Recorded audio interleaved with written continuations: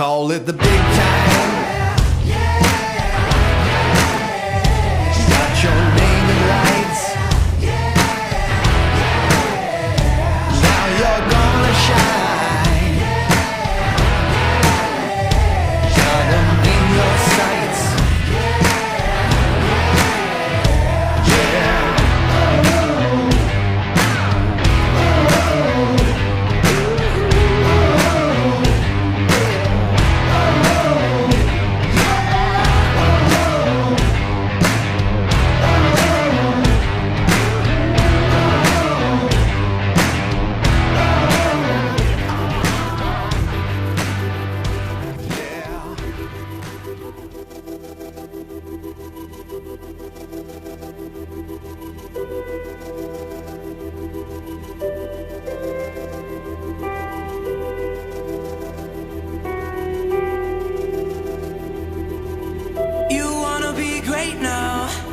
You're just trying to find a way out.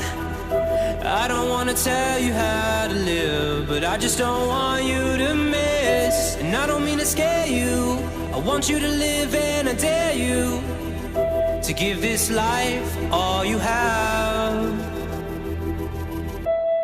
Yeah, all you have.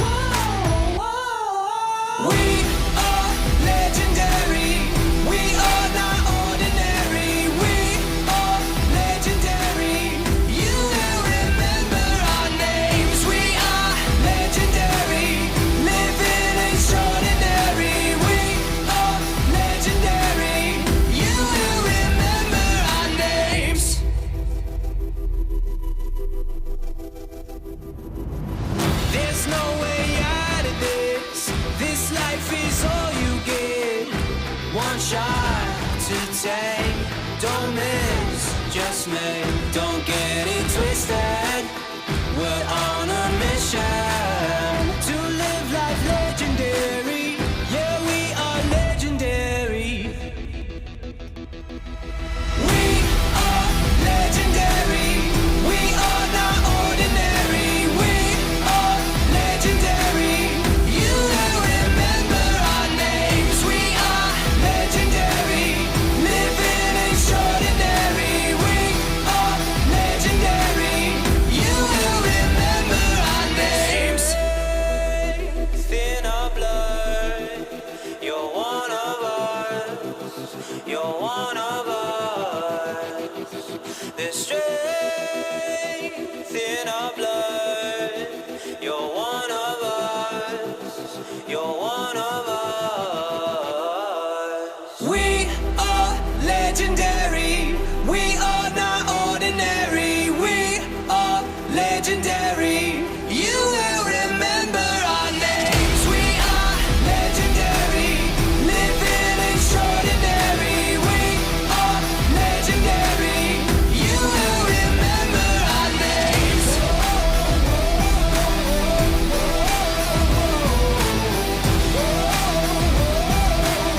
You will remember our names.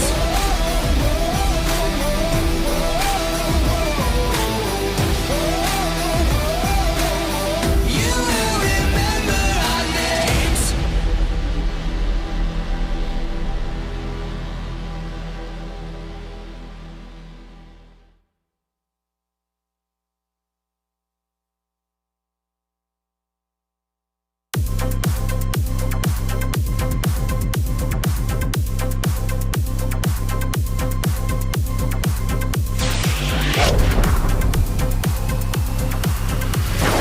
This is Mustang Baseball Live on Tradio.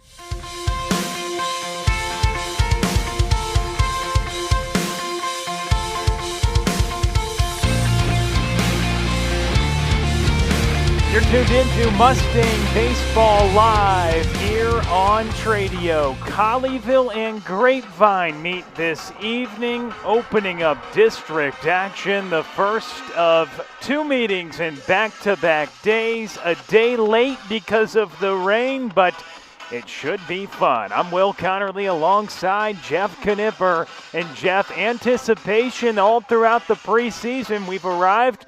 A big-time matchup coming up. Grapevine, they only had a couple losses last year. One of them was to Colleyville, so we'll see what they can do here tonight. Yeah, I had to remind myself, Will, that one of the three losses last year was to this Colleyville team and a 3-2 nail-biter. But just excited to be here tonight for the start of district play. We've been building up to this point with the tournament season, and this got a perfect night for baseball. Going to be on the cool side tonight. The wind looks like it's laying down tonight. Maybe a little blowing out a tad, but I don't think it's going to be a big factor like it has been in some other games lately. Well, the big factor tonight certainly is going to be what we're going to see out on the hill here today. Luke Esquivel getting these started. It's going to be so much fun, and I know you've had a big opportunity to see him quite a bit. We both have a couple times, and he's been phenomenal, and it's going to be exciting to see as we look at the lightning that he's had this year. A .58 whip, I think that'll pass, Jeff. He has been phenomenal at just limiting base runners. 4 walks through 17 and a third will really play. And what stands out, look at the far right on the top. 0 earned runs. He has been excellent, and that's why big league scouts are already looking at him.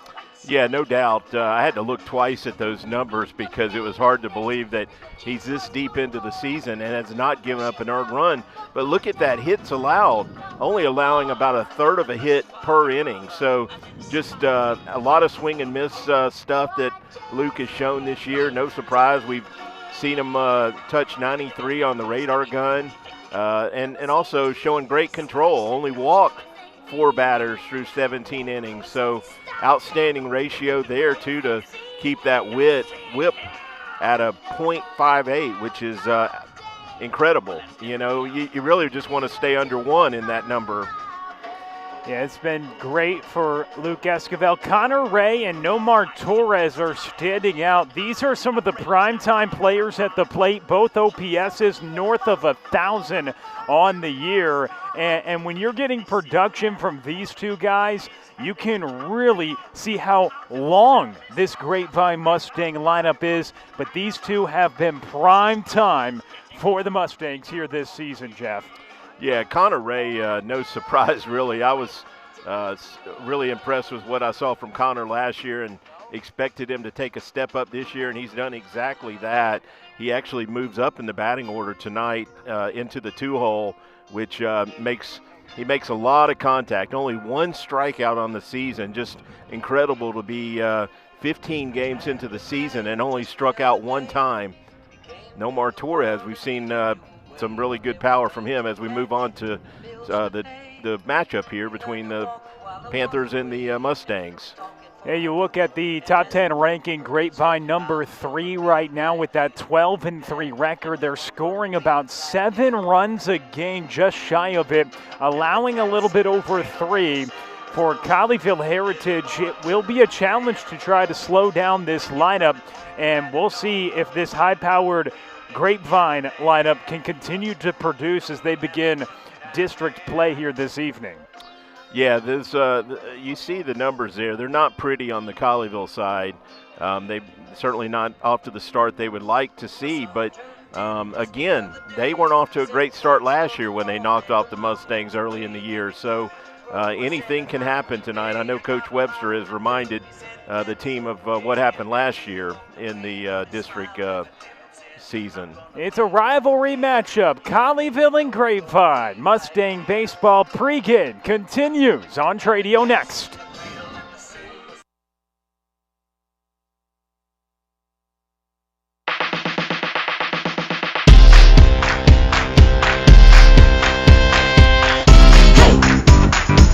Can't get enough. No. Just can't get enough.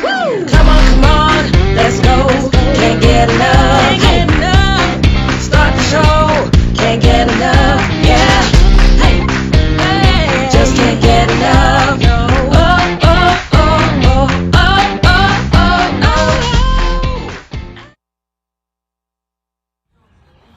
I'm Logan Scott. I'm here with back-to-back state champ head coach, Coach Webster. Coach, how are you doing today, man? I'm doing really well. How are you doing, Logan? I'm doing great myself, Coach. Let's jump into this. So, you guys, pre-district, have just played an absolute gauntlet of a schedule. What has this told you about your team heading into district play? We're going to need to be at our best because we're getting everybody's best, and we better be ready for that. How's this prep you for district upcoming? I think it preps us well because when our best, and this is good news and bad news, when our best has been needed, we've been able to do it. The issue that we've seen as coaches is we don't need to wait till the 6th or 7th inning to need it. We can bury somebody in the 2nd or 3rd inning, and we haven't been as much as I'd like for us to. All right. What's your overall message to the guys now heading into district?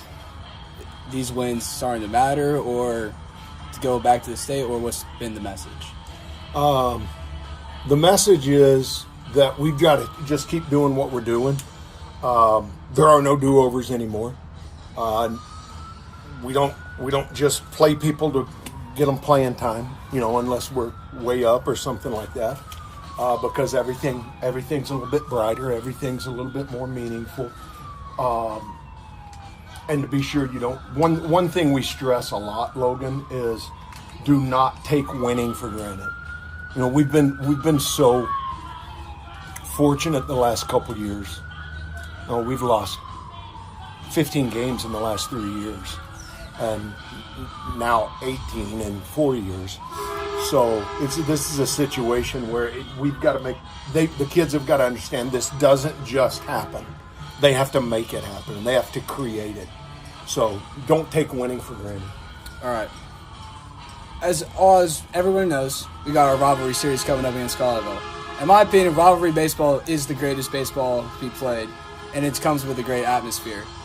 What have you told the guys that maybe have not played in atmosphere games like this what to expect, especially on being on the road first? We'll address it a little bit today, but you don't downplay it because it's there, and you better embrace it. But what we try to make sure they understand is just that it doesn't matter if you're at Heritage, if Heritage is here, if you're at Denton, if you're at Denton Ryan, none of it matters. The game's still the same. So don't build the game up, the game of baseball up more than you need to. Is it your crosstown guys, and do you know all of them? Sure, but the game hasn't changed. So that's one thing that we really try to stress to those guys. But we also try to stress, enjoy it. Like, get out on the field, look around, embrace the sights and the sounds and the smells and everything, and then forget it and go play baseball. All right. And then to try and lighten the mood a little bit, try not to keep everything on the mind. As you mentioned, y'all have done a lot of winning in the past few years. What's been your favorite post-game meal after a big win?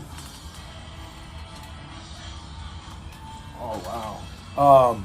Like for me personally, because we don't always go somewhere. For you personally? Yeah, I'm a boring guy. Boring guy? I'm a boring guy. I'm gonna go home and I'm gonna eat with my wife and replay the game a few times in my head and wake up and start again tomorrow. It's probably the best answer I've heard of that one, Coach. Thank you. Coach, thanks you, man. This is Logan Scott. Keep watching Mustang Baseball Live here on Tradio.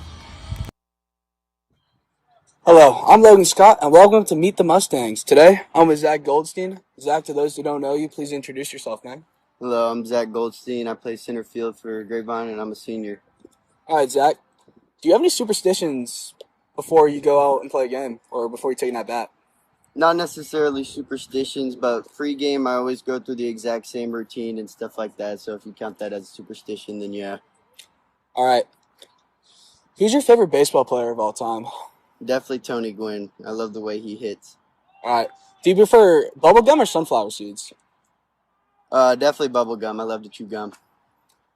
All right. And then what is your walk-up song and why did you choose it? I chose Skeletons by Travis Scott, and I don't know, I just like the vibe and the beat to it. All right, Zach. Well, thank you, and go beat Colleyville, man. This is Logan Scott. Keep watching Mustang Baseball Live here on Radio. And keep watching for more. Hello, I'm Logan Scott, and welcome to Meet the Mustang. Today, I'm with Will Newton. Will, to those who don't know you, please introduce yourself. I'm Will Newton. I'm a senior, and I play second base. All right. Will, do you have any big superstitions you do on game day? I mean, nothing super special. I always do, like, the same stretches I always keep the same throwing partner. Those aren't huge superstitions, but just that's an everyday thing. All right. Do you prefer sunflower seeds or bubble gum? Bubblegum, for sure. Do you have a personal favorite flavor? Yeah, I like spearmint gum. All right. What's your favorite place to go post-game after a big win? I'm a big fan of In-N-Out or maybe Chick-fil-A. It's a good place to hang out with the boys after a win. All right. And who right now is your favorite baseball player? Right now, I'll probably go Bobby Witt, just because he's a local guy. Lighting it up. All right. Well, Will, thanks for your time, man. This is Logan Scott. Keep listening to Mustang Baseball Live here on Radio. And keep listening for more Meet the Mustang.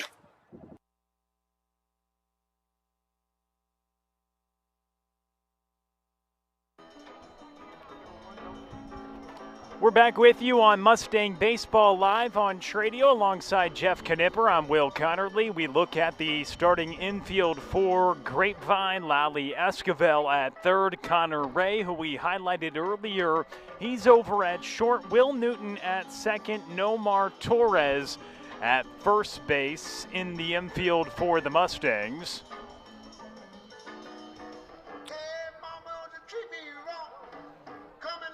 We look at the outfield as well. Andres Martinez, Zach Goldstein, and Javorsky Lane Jr. left to right out in the outfield. And it's Luke Esquivel pitching, Gianni Corral catching, Santiago Montes, the designated hitter, DHing for Martinez, who is out in left. That's your starting lineup, Jeff. No big surprises for you, I'd imagine. No, not at all. I mean, Luke was our number one last year, so makes perfect sense to get him the first district start here at home. The remainder of the lineup has pretty much been consistent throughout the season. Coach looked at a lot of different guys on the mound in the tournament season, but out in the field it's been pretty consistent. The Mustangs had most of last year's starters coming back defensively, and so we haven't seen really any significant change there other than some guys shuffling around in the batting order.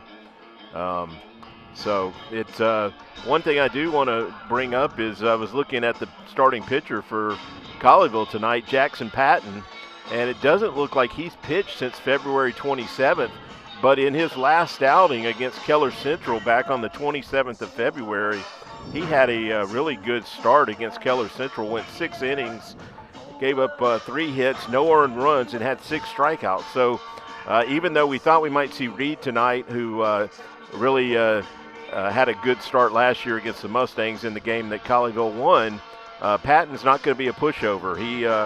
He certainly is going to be a challenge for the Mustang hitters. So hopefully the bats come alive tonight.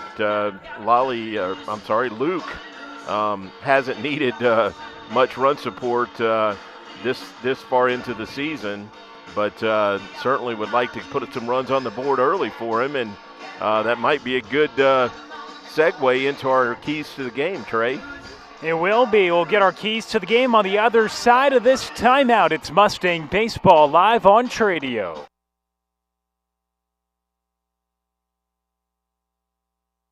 Thanks for watching Mustang Baseball Live on Tradio. We hope you are enjoying the game today.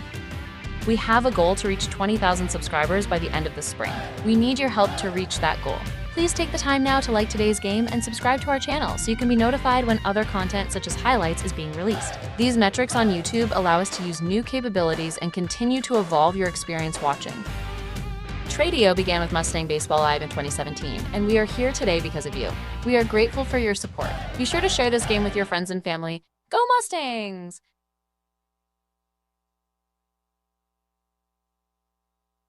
We're back with you on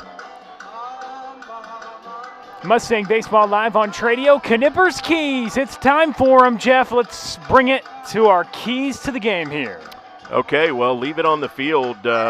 Basically, these are the games that really matter. I mean, Mustangs certainly didn't play to lose during the tournament season, but Coach Webster's made no doubt about it. These are the games that really matter. These are the games where the Mustangs would like to go undefeated in the district and lock up that 1 seed again as they've done the last 3 seasons. The second key to the game, charge tax on favorable counts. Well, we just talked about the pitching on the Panther side. When you're facing a good pitcher and he gets behind you, that's when you get a chance to take advantage. You know, he's got to come into you. So look for a fastball, and when you get it, and if you like it, you know, don't get cheated. Put a good swing on it and try and barrel it up, and then apply pressure early. You know, we mentioned the starter for the Panthers. One thing I did notice looking through some of their box scores, they've struggled in the bullpen. So if the Mustangs can force the starter to go deep the first few innings and get into that bullpen earlier, it certainly helps the Mustangs' chances for picking up the W tonight. It's the district opener, and it starts with a rivalry matchup between Grapevine and Colleyville coming up in just a matter of moments. Grapevine 12-3 in the non-district season. As we get those keys to the game in, Jeff, really appreciate that. And we'll see how that unfolds here this evening.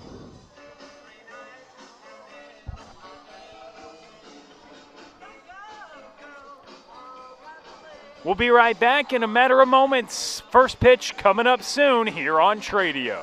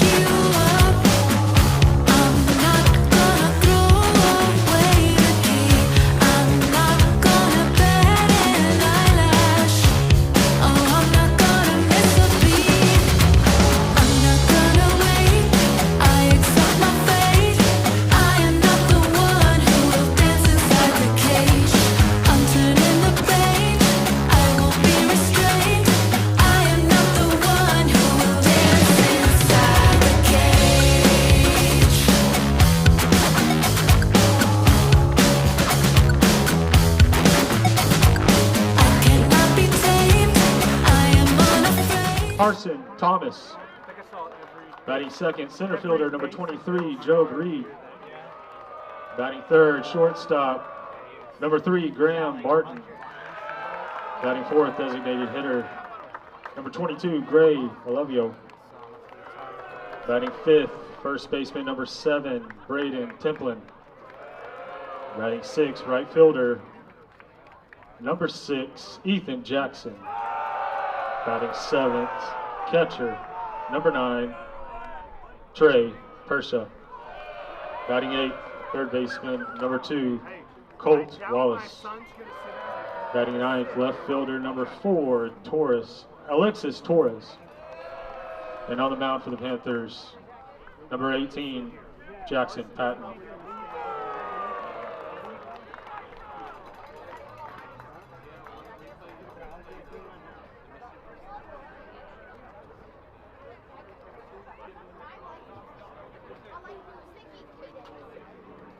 Here's tonight's reserves for the Grapevine Mustangs. Number 4, Cash Kircher. Number 5, Jackson Papadakis. Number 6, Jack Swinson. Number 8, Caleb Evans. Number 18, Reed Wyndham.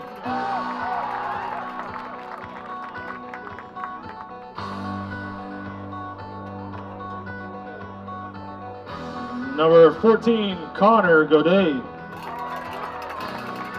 Number 16, Vinny Slapa. And now the starting lineup for your back-to-back state champions, Grapevine Mustangs. Leading off for the Mustangs, number 1, pitcher Luke Esquivel.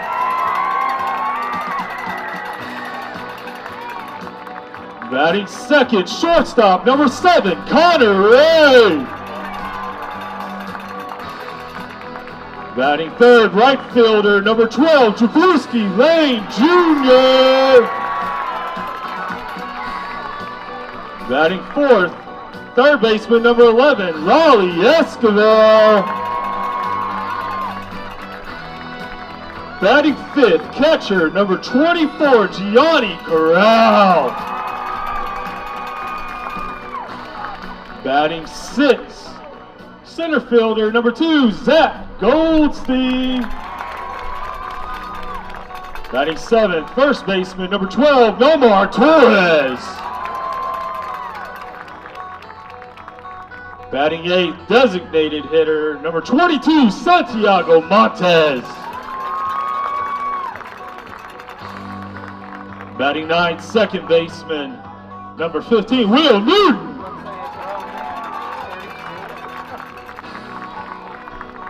Batting 10th, left fielder, number 9, Andreas Martinez.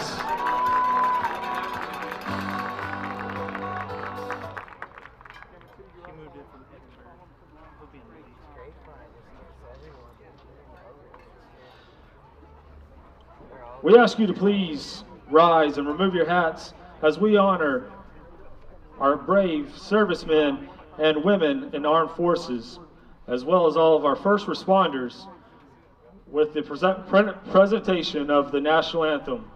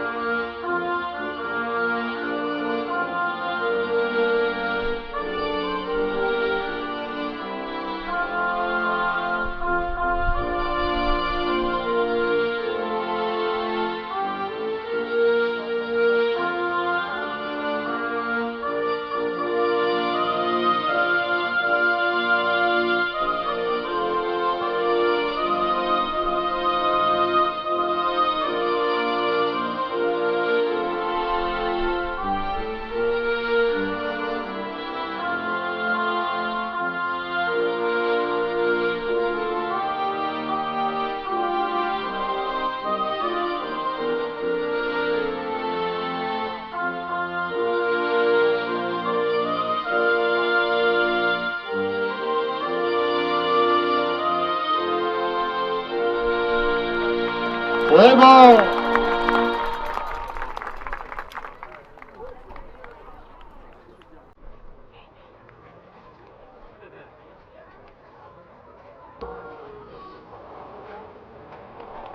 On the man for the Mustangs, number 1, Luke Escobar.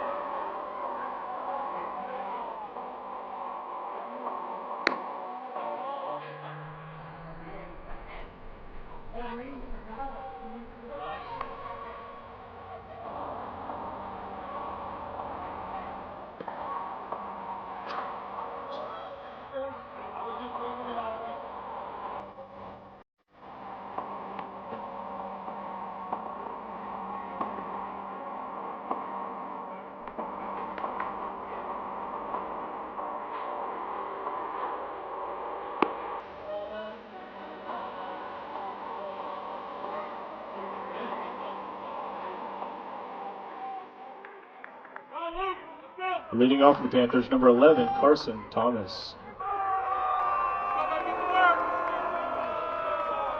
Colleyville and Grapevine. First pitch moments away.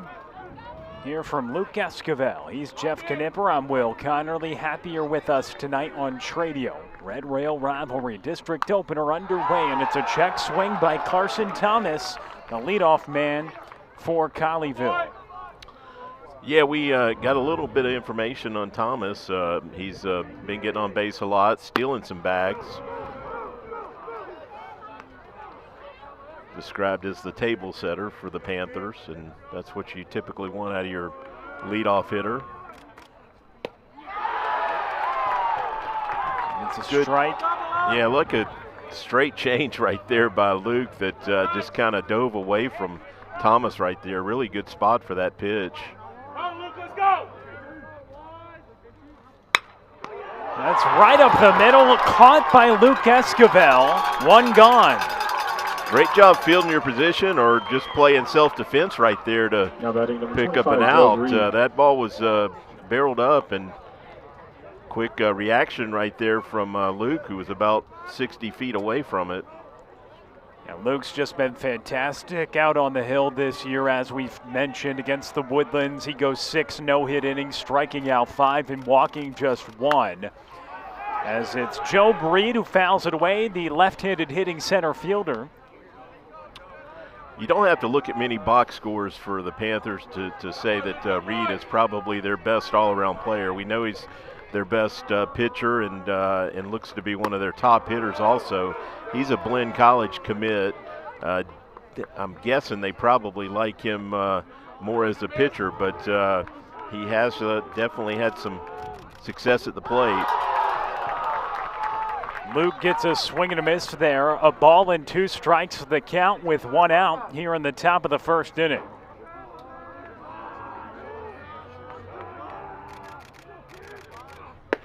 And that's strike 3. Luke Escobar catches Reed looking with the fastball. There's 2 outs. He did a good job setting up that pitch. He was kind of busting Reed in right there, and then went up and away right there to pick up that strike looking for the strikeout. Let's go. That brings up Graham Barton, the shortstop, here with 2 outs. He is a freshman, which really impressive to see a kid hitting in the 3-hole playing shortstop as a freshman. The same class designation that the man on the hill had a year ago, and he did some impressive things in his first year. Technically, though, a junior for Escobar as he reclassified and fires it in the zone. Luke's coming right at him. He's not messing around tonight. Works quickly, fouled off the mask of Corral. Quickly was a bit of an understatement. I'd almost say he quick pitched him right there. And one thing about this southpaw we may talk about a little bit later on as the game progresses. Hard to get too much time to talk about him because he works through innings quickly, but the velocity that you brought up earlier, it's taken a little bit of a jump this year from year 1 to year 2 as the lefty fires in for no. He thought it was in for strike 3, started to walk toward the Mustangs dugout, but has to go back to the bump for a 2-2 offering. And well, the whole infield was headed that way. Even Zach Goldstein out in center field thought it was a strike. It's fouled back, so after the premature walk toward the dugout, Graham Barton fouls one back, and the freshman trying to battle here against Luke Esquivel. Waiting on deck, Gary Olivo, the designated hitter. Luke fires another foul ball. Just read Barton does have a home run this year, and now that I take another look at that flag, there is a tad bit of wind blowing out, so we'll see if anyone can take advantage of that tonight. That's strike 3. Three down for the Luke Mustangs. Esquivel gets the strikeout he wanted, catches 2 looking to end the first, and we go to the home half when we come back. It is Mustang Baseball Live on Tradio.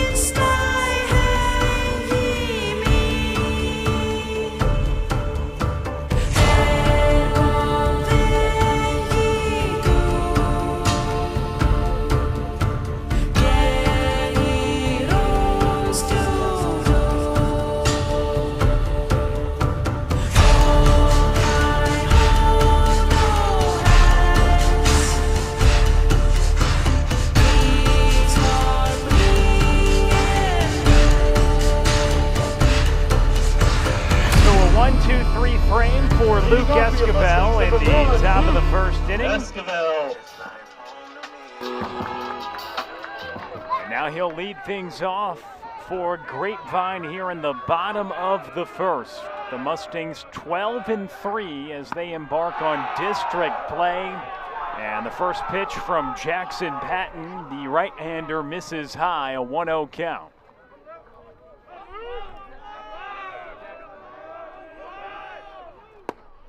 In for a strike, a ball and a strike to the left-handed hitting southpaw out on the hill, trying to get things started for Grapevine in the bottom of the first.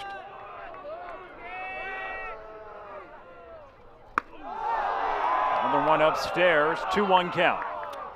You know, when I look through Colleyville's box scores, it's a little interesting that Patton is pitching tonight in the district opener because, again, he hasn't pitched since February 27th. So I wonder if there's an injury situation or maybe he pitched so well in that outing they decided to let him give it a go here because their recent starts in tournament action haven't gone so well, with the exception of Reed. And perhaps maybe just want to get him back out on the bump sooner, knowing that you're going to need 2 games in back-to-back fashion. Now on Thursday and Friday, after yesterday's game was postponed and the 3-1 pitch misses above the zone, Luke Esquivel begins the bottom of the first, drawing a walk.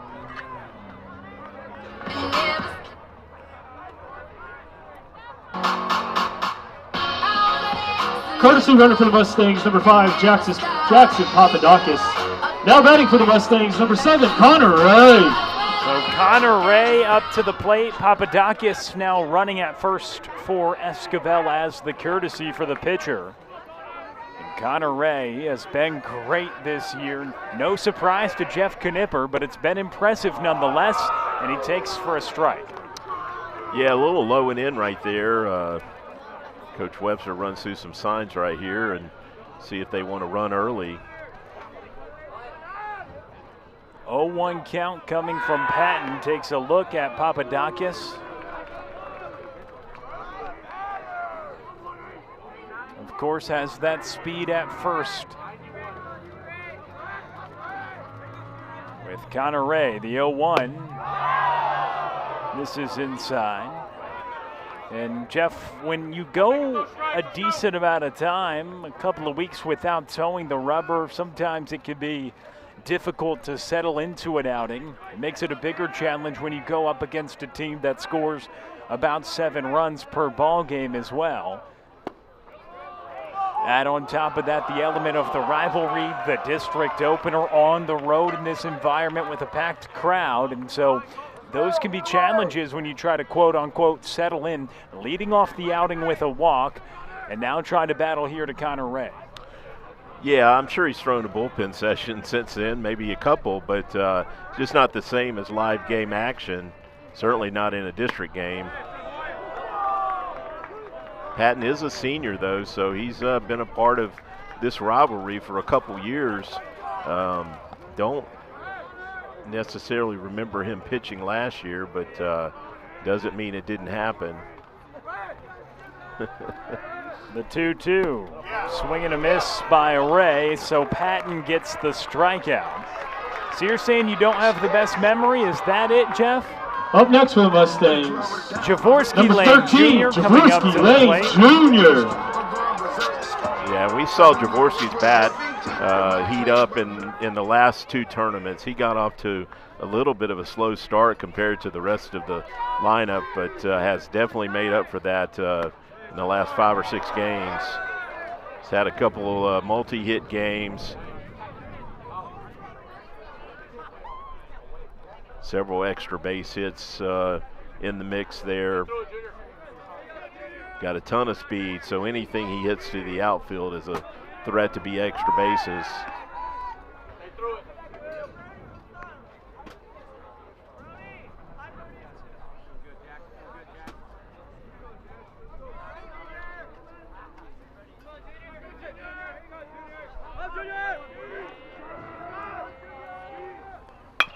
Lane up the middle, that's a base hit. Papadakis will go to second, takes a round but stays put. And a 1-out single to center by Javorsky Lane Jr. puts 2 on for Lally Esquivel. Lally is currently the team leader in home runs with 2. Up next for the Mustangs, number 11, Lally Esquivel. In addition to Lolly's 2 home runs, the Mustangs have 4 guys on the board with 1 home run, and here through 15 games have already eclipsed the team total. Last year the team for the 35-game season hit a total of 5 home runs, and here through 15 games already has 6 home runs as a team on the season. So flexing that power a little bit more, and Lally Esquivel probably has the most of it on this team. Javorsky Lane Jr. would have something to say about that as well. He fouls one away. And you mentioned Patton looking at the box scores. I had a glance at those that our executive producer Trey Bell gave us, and 10 innings on the year with a 0 ERA. 2 runs allowed, but none earned so far. One thing that stood out, 14 strikeouts and just 3 walks as well for Jackson Patton. So has the stuff, decent fastball that he showcased, and if he's going to be able to locate it, it's a big pitch here on an 0-2 offering upcoming. Yeah, Lally finds himself behind right here. Let's see what he comes at him with. Probably a breaking pitch. Nope. It's chopped to third and foul territory. But he has been able to get the strikeouts. You referenced a game versus Keller. He also had 4 shutout innings against Mansfield Legacy. So in those 2 outings, 10 innings, none earned, 14 punch-outs. He has strikeout stuff. He looks for one here, while Ali Escobar will try to battle. 0-2 count with 2 on. 1 out, bottom of the first. Grapevine trying to strike first. And the fastball is upstairs. Yeah, tried to get Lolly chasing right there. Laid off it, but good thinking right there by Patton.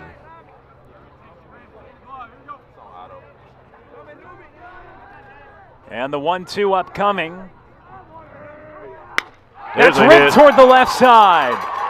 A run will be driven in as Papadakis is waved home. Jaworski Lane Jr. to third. Mustangs on the board. Ali Escobar motors into second, and Grapevine's up 1-0.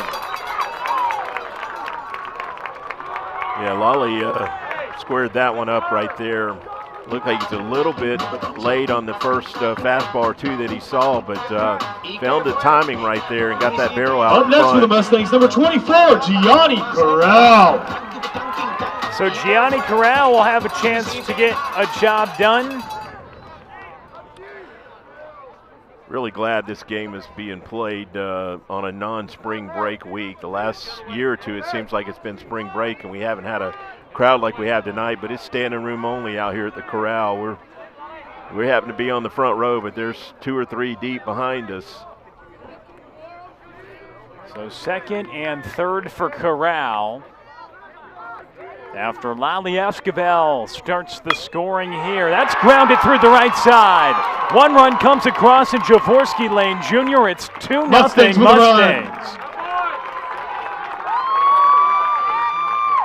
3 straight hits for Grapevine, and they have a 2-0 Courtesy lead. runner for the Mustangs, number 4, Cash Kircher.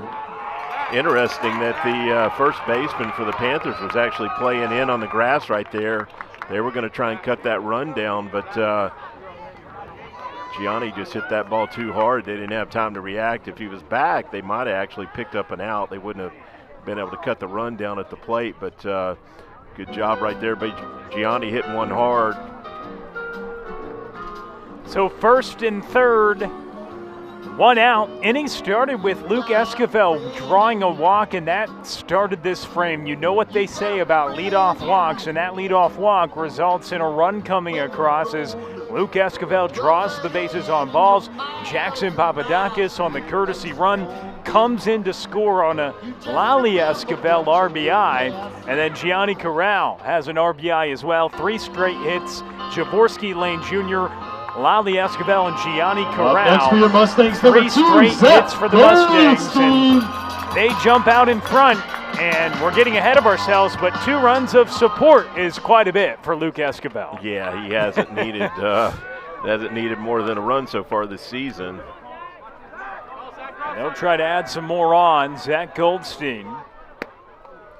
He takes right down the middle for a strike. So after the mound visit, Jackson Patton, who surrendered 3 straight hits, trying to work out of a jam. Middle infield double play, depth corners, playing about even. Goldstein fouls back the off speed for an 0-2 count upcoming. He had 0-2 against Lally Esquivel, but he was able to drill the ball to left to drive in the first run of the game. Yeah, that was a breaking pitch that kind of stayed up. Zach had a pretty good cut at it.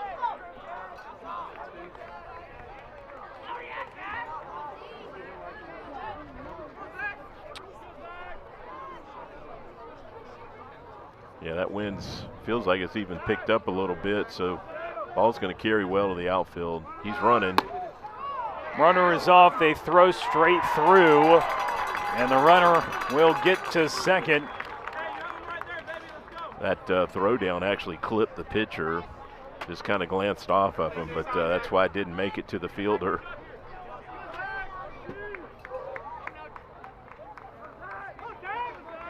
So 2 runners out there in score position now for Zach.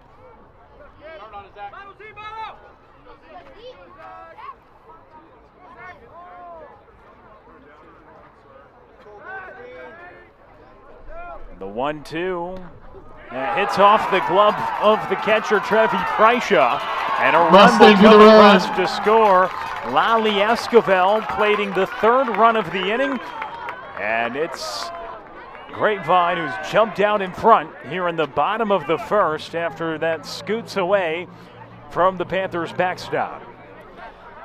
Yeah, not sure what happened there. That pitch should have been gloved. It was not a strike, but certainly too good to let it get by you as the catcher.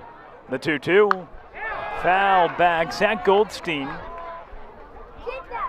up at the plate, Jeff. He's got 3 doubles on the year, 1 triple, 1 home run, 5 extra base hits in total.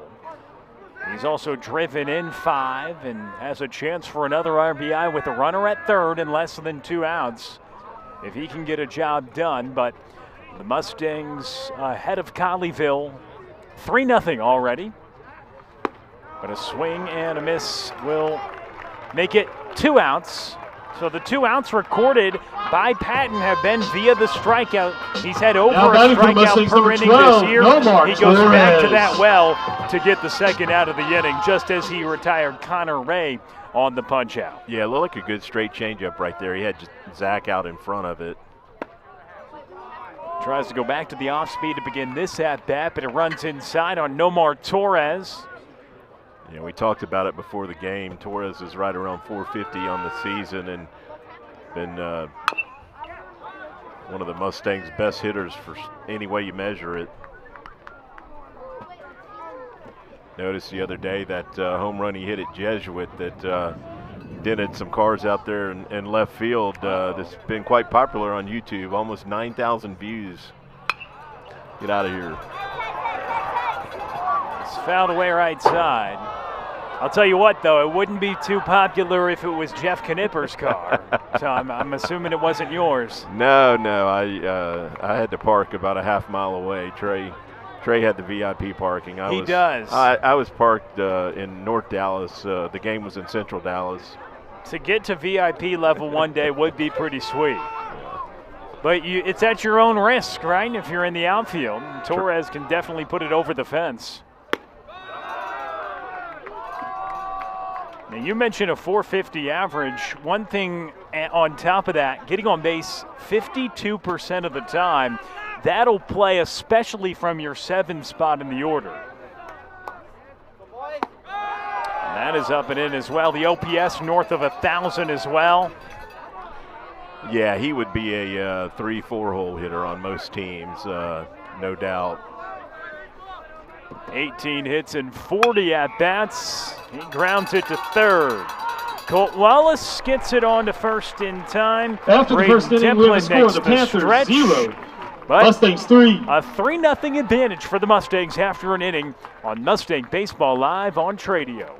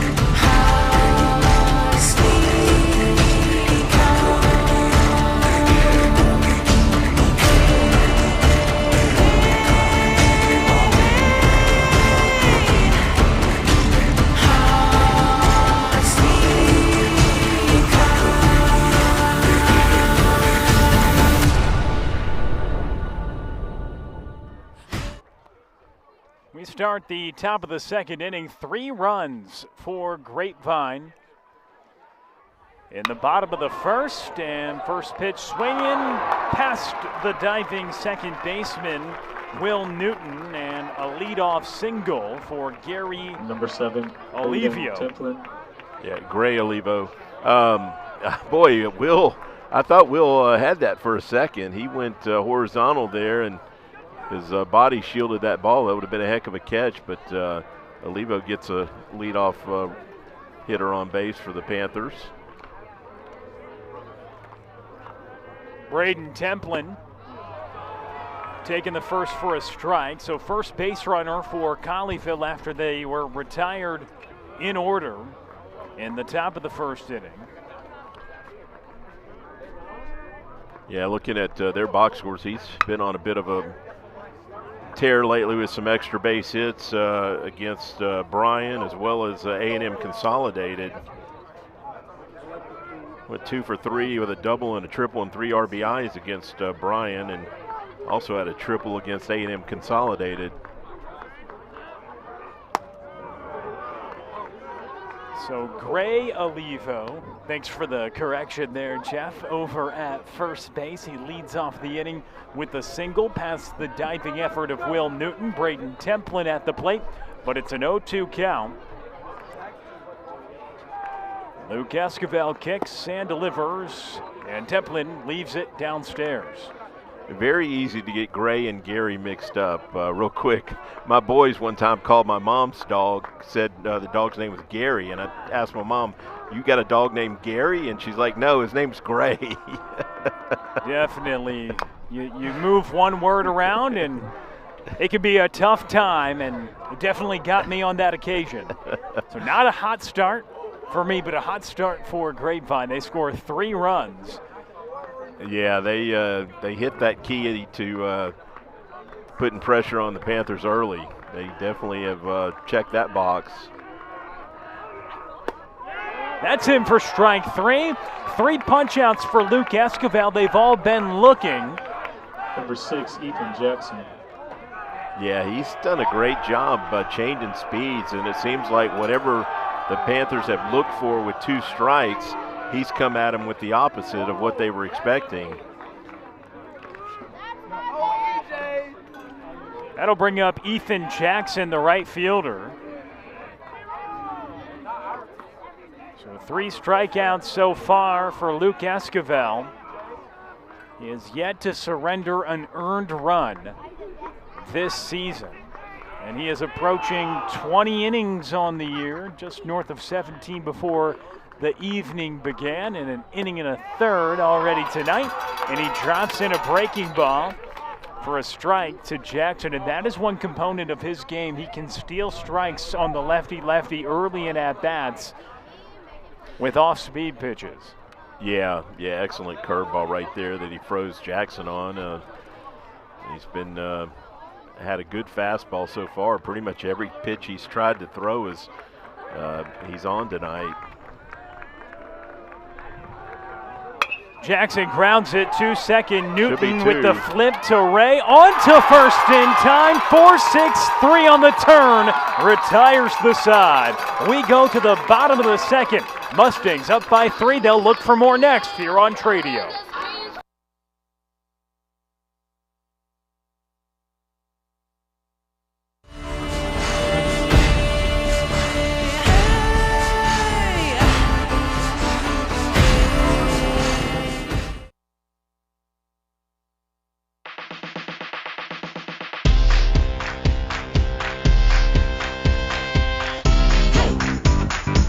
Can't get enough. No. Just can't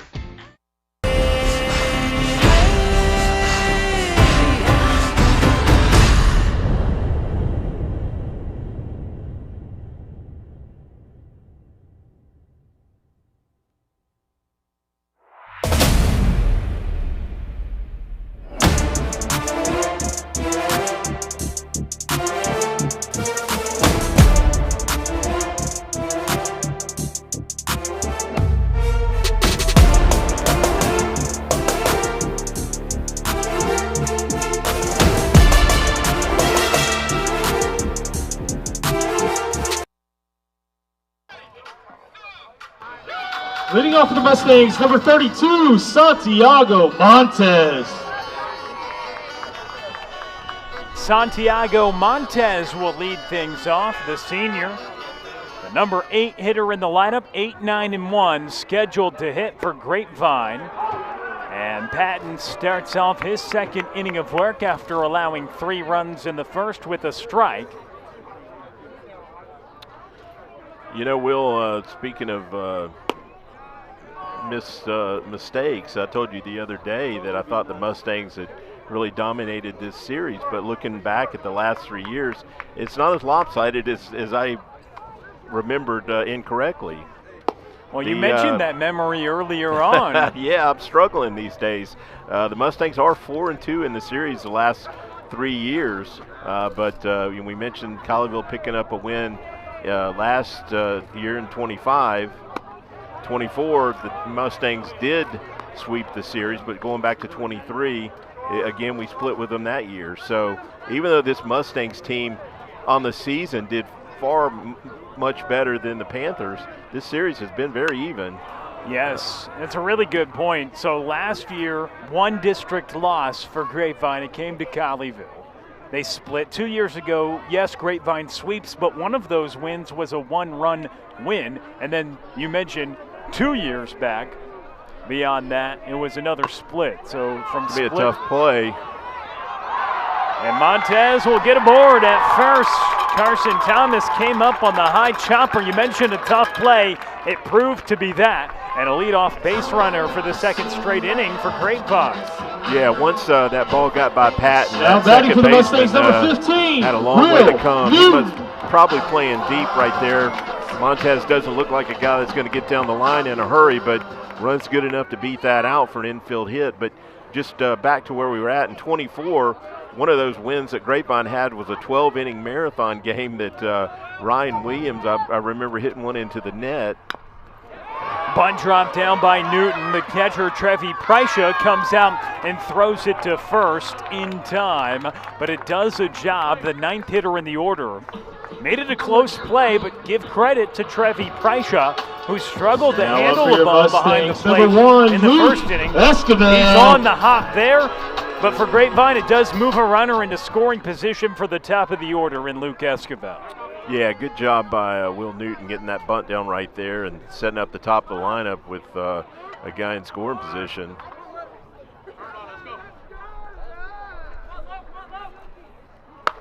That ball lifted toward right field by Esquivel. Jackson's under it in right.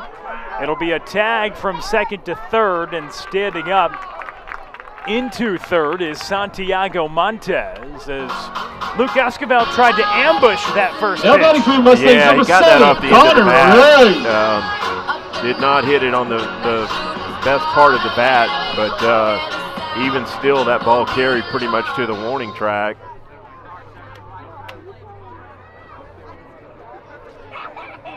So it brings Connor Ray up to the plate.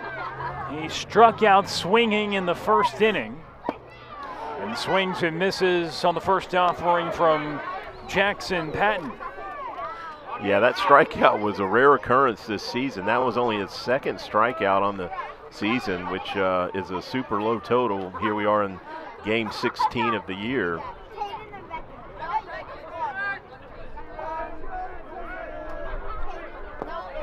He watches it low. I mean, that is phenomenal. You mentioned just the second strikeout all year.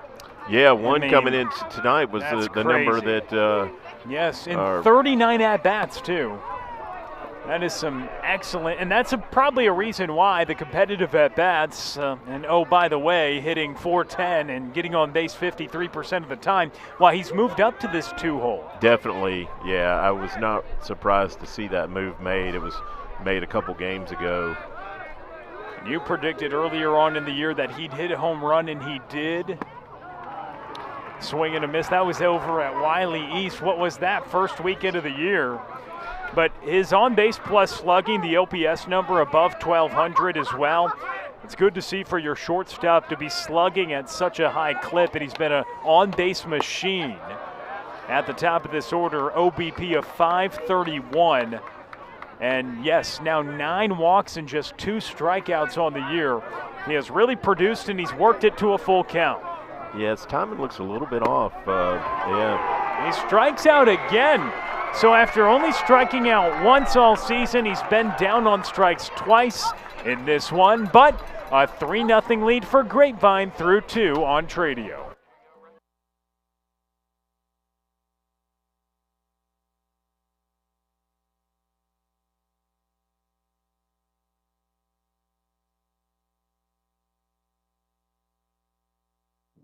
Will, what is the worst sound you could hear in a baseball game? It's definitely like the metal cleats on concrete. That sound just like makes me so mad. How many batting gloves do you go through a year? About 2 or 3. Sometimes I get frustrated, so that one doesn't last very long. What's your go-to karaoke song? Not a big karaoke guy. Probably like maybe something by Queen. Ooh, okay. Yeah. Who's your favorite athlete growing up? Any sport? My favorite athlete was probably King Griffey Jr. I mean, he was done before I grew up, but I love watching his highlights. If you were to win the lottery today, what would be your first big purchase? So maybe like a new car or something that I could flex on everybody with. I don't know. All right. Who has the best highlight tape ever in all of sports? I'm gonna have to go with Josh Hamilton. That's a solid pick right there. Yeah. And then what is the greatest walk-up song ever in baseball? The Thrill by Wiz Khalifa. All right. Well, thanks for your time, man. All right, thank you. Will, what is... Leading off for the Panthers, number 9, Trey Preisha. So Trevi Preisha will lead things off for Colleyville. Luke Esquivel. Okay, yeah, I want to mention something for those looking at the scoreboard right now. It's not a Tradio issue. The board being maintained here at the home ball field, it's showing bottom of the 3rd inning, but we're in the top of the 3rd inning right now. And when we go to the bottom of the 3rd inning and the Mustangs are hitting, it will show that it'll still say the bottom. Okay. So we're going to be right half the time. Hey, you're in the Hall of Fame if you're 500. I'll tell you that. Yeah. Ball and a strike here to Preisha, and Esquivel pulls the string already with 3 strikeouts through 2 innings. He's faced the minimum after getting that 4-6-3 turn started by Will Newton to end last inning. And oh wow, umpire thought about it for a second there. I've got a question for you, Will. You do Colleyville football games, and you mentioned you know Preisha from the football roster. What position do you recall? Wide receiver. Okay. I have that that's memory, a base Jeff. Hit. Yep, that's hit to the right side. Yeah, that's a base hit for the Colleyville Heritage two-way star, the catcher for the baseball team, a wide receiver on the outside for the football team. So I do have a little bit of the recall there. Yeah, just a tad. Yeah, well, wait till you're 56 like me and I will. Check in with me if I'm still alive.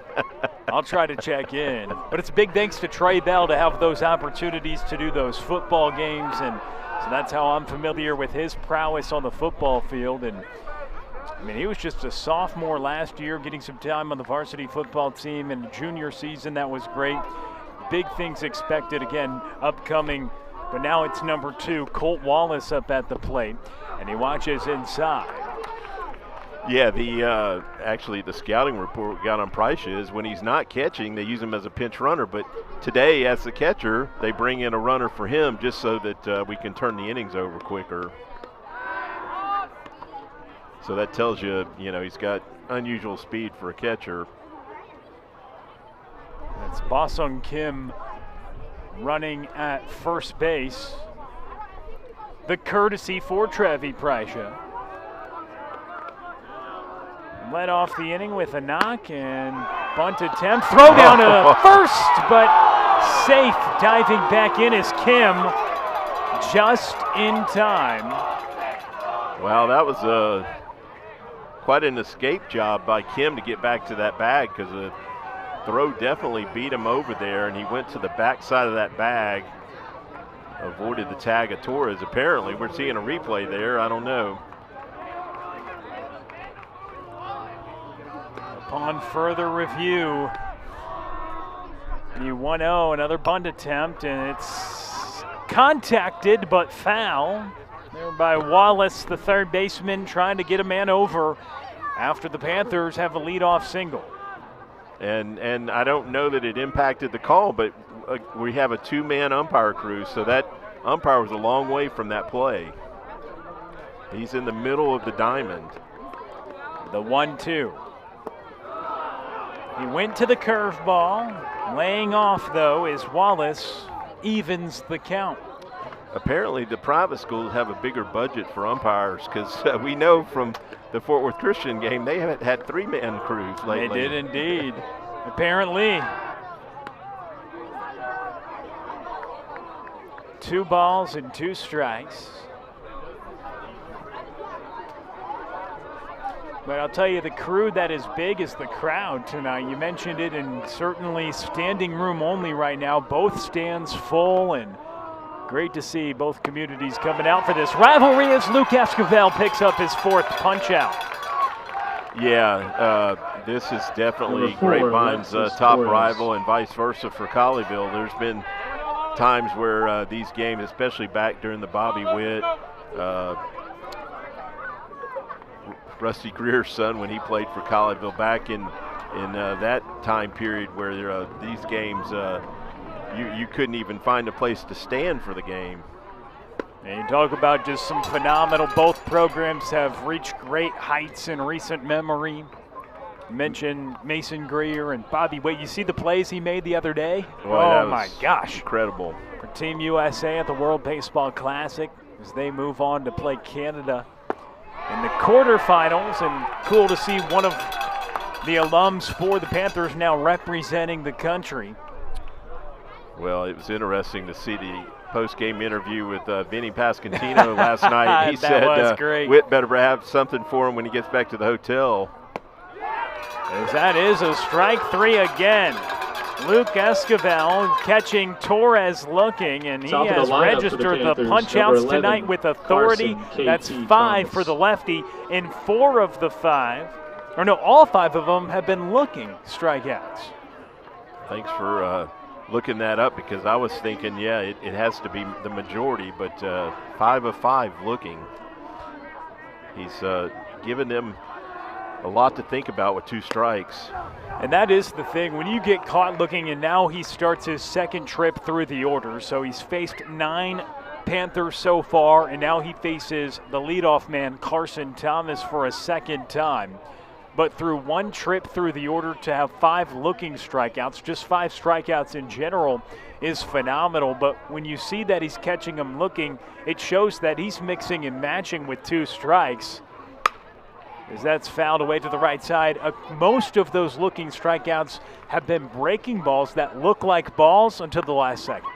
Yeah, he's got a lot of movement when he turns it over. And, yeah, it's as a hitter with 2 strikes, you're thinking, I've got to protect here. So he's got to give them a pitch that, that doesn't even look close to get them looking. And that's how most hitters would handle a 2-strike count. The thing is, though, if you are trying to look for that breaking ball and you get a 2-strike pitch your next time up, it's hard to gear up for 92-93 when you're sitting on something that's bending. And that is the advantageous position that Luke Esquivel puts himself in. When he does that, gets ahead, and now another 2-strike count. We'll see what the doctor orders here. Yeah, really good fastball right there out on the outer half of the plate. Just pretty much threw it by the hitter. Inning started off with a single, but then back-to-back backward strikeouts. And Luke Esquivel kicks, delivers, it's fouled away.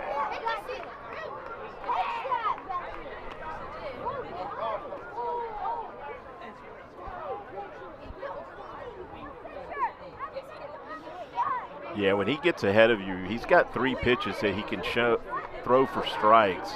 So he gives you a lot to think about as a hitter. That straight change you got a guy looking at earlier.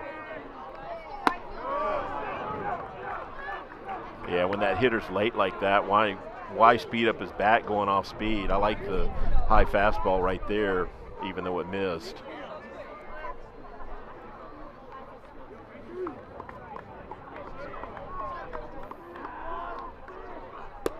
That's in for strike 3. Luke Esquivel strikes out the side. 6 punch-outs, all of them of the backwards variety.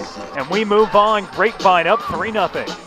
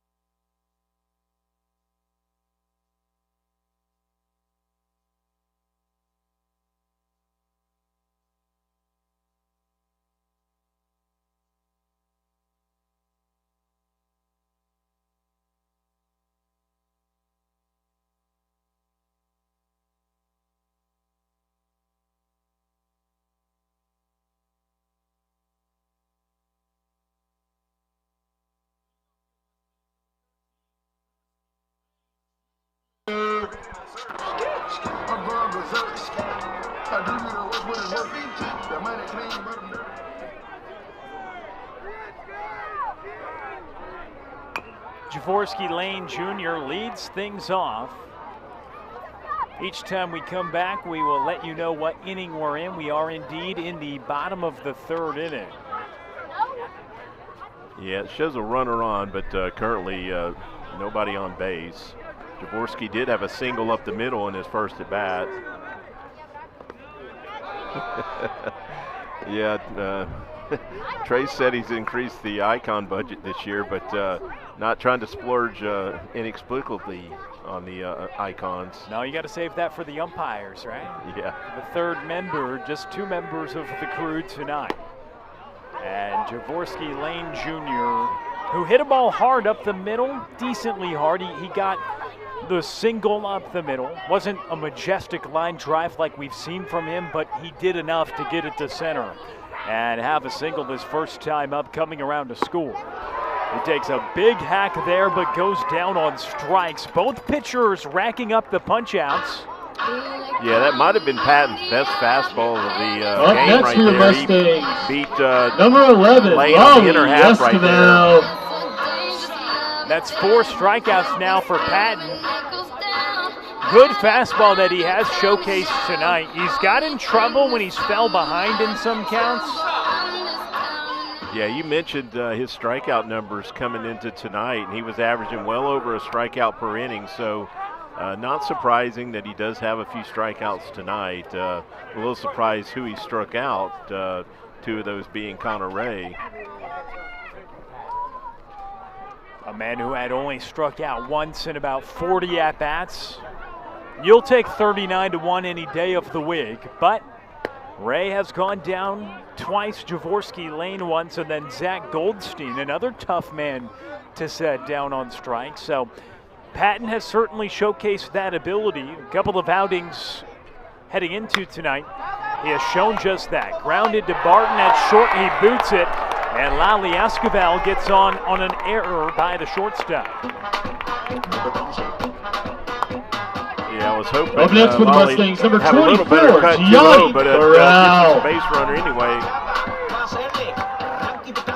We're very close to the press box, which has very loud speakers. So if you hear us yelling at times, it's a reaction to the boom boxes above us.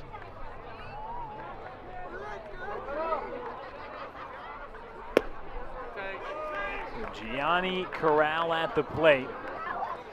There's 1 runner on the base path, so 1-0 count with 1 out.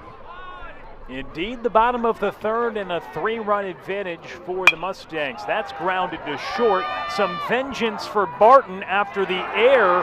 He starts the turn, but they can't complete it as Templin was off the base at first. Yeah, I think the Panthers coach is going to question that call, but it looked like the throw did pull him up the line.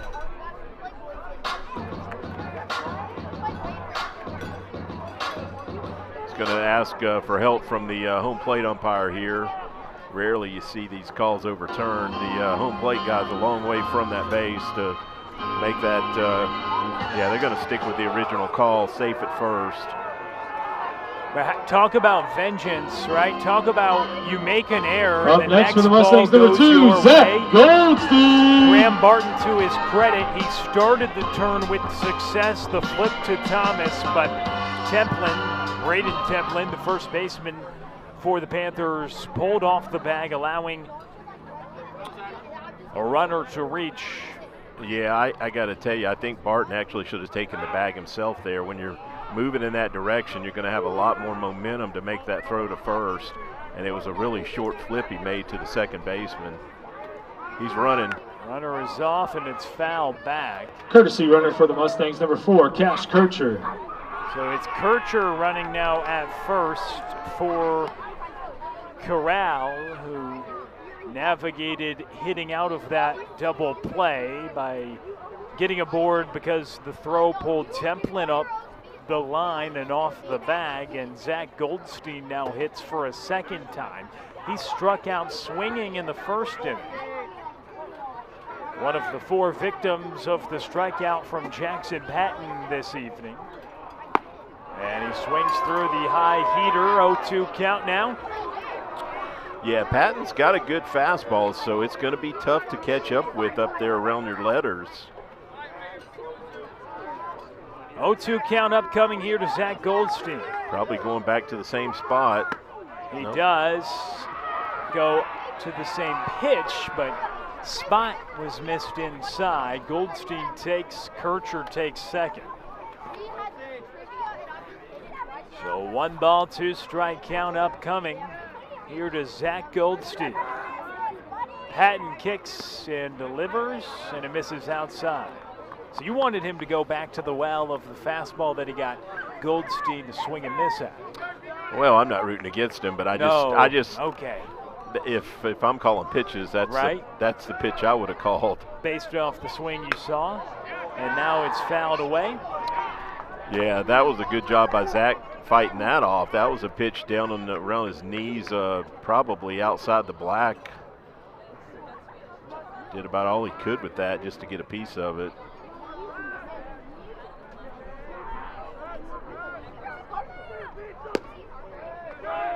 So that is outside. Full count now. Here to Goldstein. No, that was a foolish question. We know who you're rooting for. You got the logo on the chest right now. Didn't leave that in doubt tonight. As it's fouled away. For those tuning in, at least from the Colleyville side, this is Mustang Baseball Live here on Tradio, the home for Mustang Baseball. And Jeff Knipper's been the familiar voice alongside Trey Bell for many seasons. Grateful to have the chance to step in tonight and be alongside the two of them and the entire crew here at Grapevine. That softly tapped to third, and that gets through past Wallace. Kircher being sent home. He'll dive in safely, and it's a 4-0 advantage for Grapevine. He tell you the public address is on it. If you're not calling the play in time, he'll let you know what happened. Yeah, loud, proud, and it's a proud team Mustangs, right now. number 12, Nomar Torres. Tough play right there for that third baseman. He had to come get that ball, but really a play he should have made. You take that as an error? I'm going to have to say that should have been an error, but I'm probably maybe depends what team's game changer you're looking at. The home scoring book may call that a hit. That is hit toward left field, but right at Torres, and it's caught to end the threat. After 3 innings, but not before we Grapevine adds on Panthers a 0, run. We're Mustangs through 4. 3. It's 4-0. Quick announcement.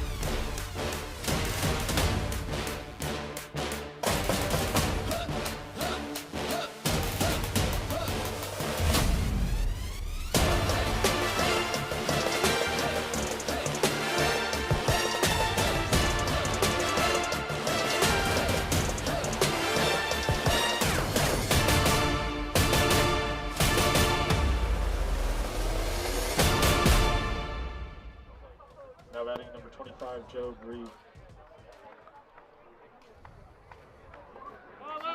Back to action. Mustang Baseball live on Tradio, and a 4-0 advantage for Grapevine. First pitch right back from Joe Breed to Luke Escobar, and he's fielded the position on his own twice tonight with effectiveness. Yeah, nifty play right there. Kind of knocked it up in the air and barehanded it from there. But quick hands he's shown twice tonight.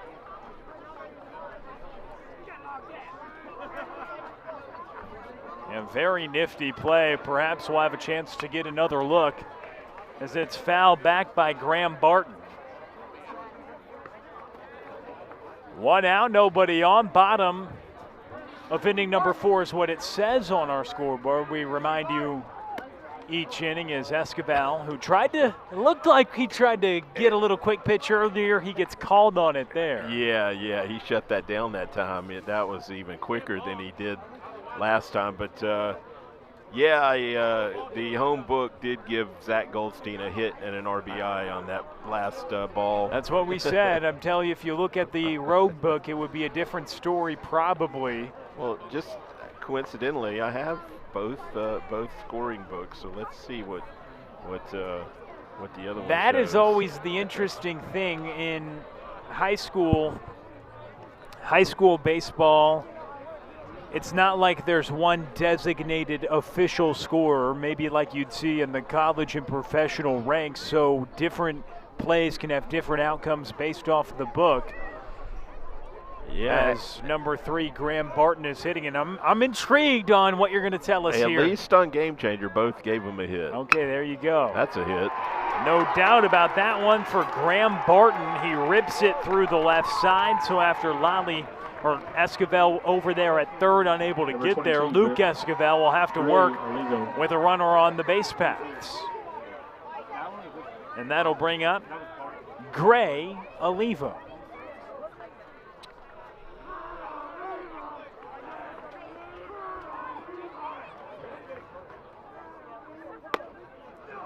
Well, that's now 3 hits here in the top of the 4th inning for the Panthers, at least compared to Luke's season average. That's well above what he's given up, but stranded those runners in each occasion so far. Right, he had only given up 6 hits and 17 in a third innings coming into tonight. But 3 already, and 1 coming from Olivo in the second inning. He is well out in front there. The lefty-on-lefty matchups can be tough, but it was Grayson Olivo, the designated hitter, who led off the second with a single, but a strikeout and double play ball quickly ended the frame. The 1-2, swing and a miss. Olivo indeed went around, and that's the first time this evening Luke Escobar has got a swinging strikeout, but 7 punch-outs for the left-hander nonetheless. Yeah, really good breaking pitch right there. No way he was going to be able to get to that ball. Quick pick over to first as Braden Templin, the senior first baseman, can play either corner for Colleyville Heritage. He struck out looking his first time up, and a swing and a miss on the first offering from Luke Escobar. Yeah, just a housekeeping note again. We are playing in Grapevine. This is actually the top of the 4th inning, not the bottom of the 4th inning.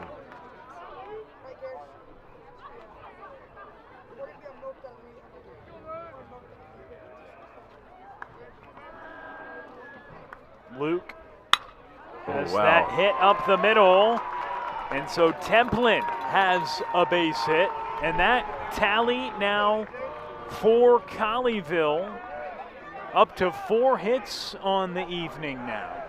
They seem to be making a concentrated effort to hit the ball up the middle. You know, we've seen Luke play 2 balls hit right back at him fairly hard, but that one he couldn't get to. So probably a good approach that they've come into the game with, because nobody else that the Mustangs have faced has had this type of at least hitting success. They haven't produced a run with it yet, but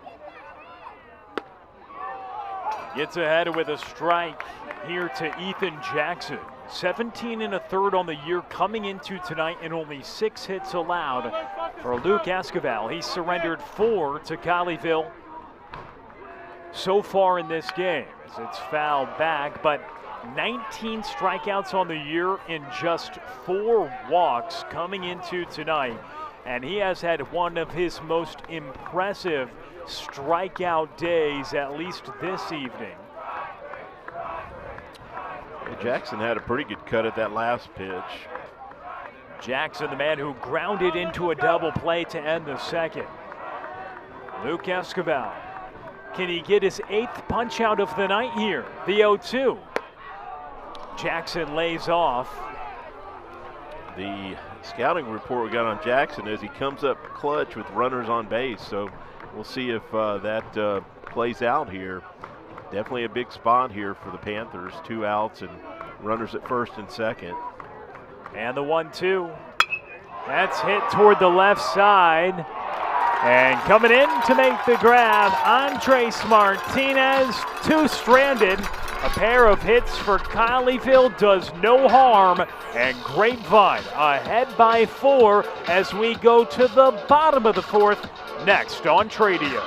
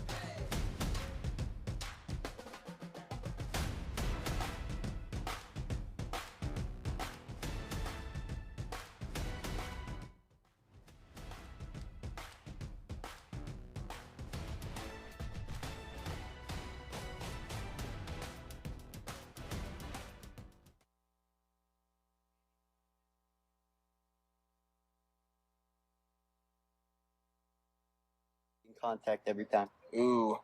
Do you prefer turf or natural grass when playing? Definitely natural grass because I'm an outfielder and I like the way the ball moves on grass.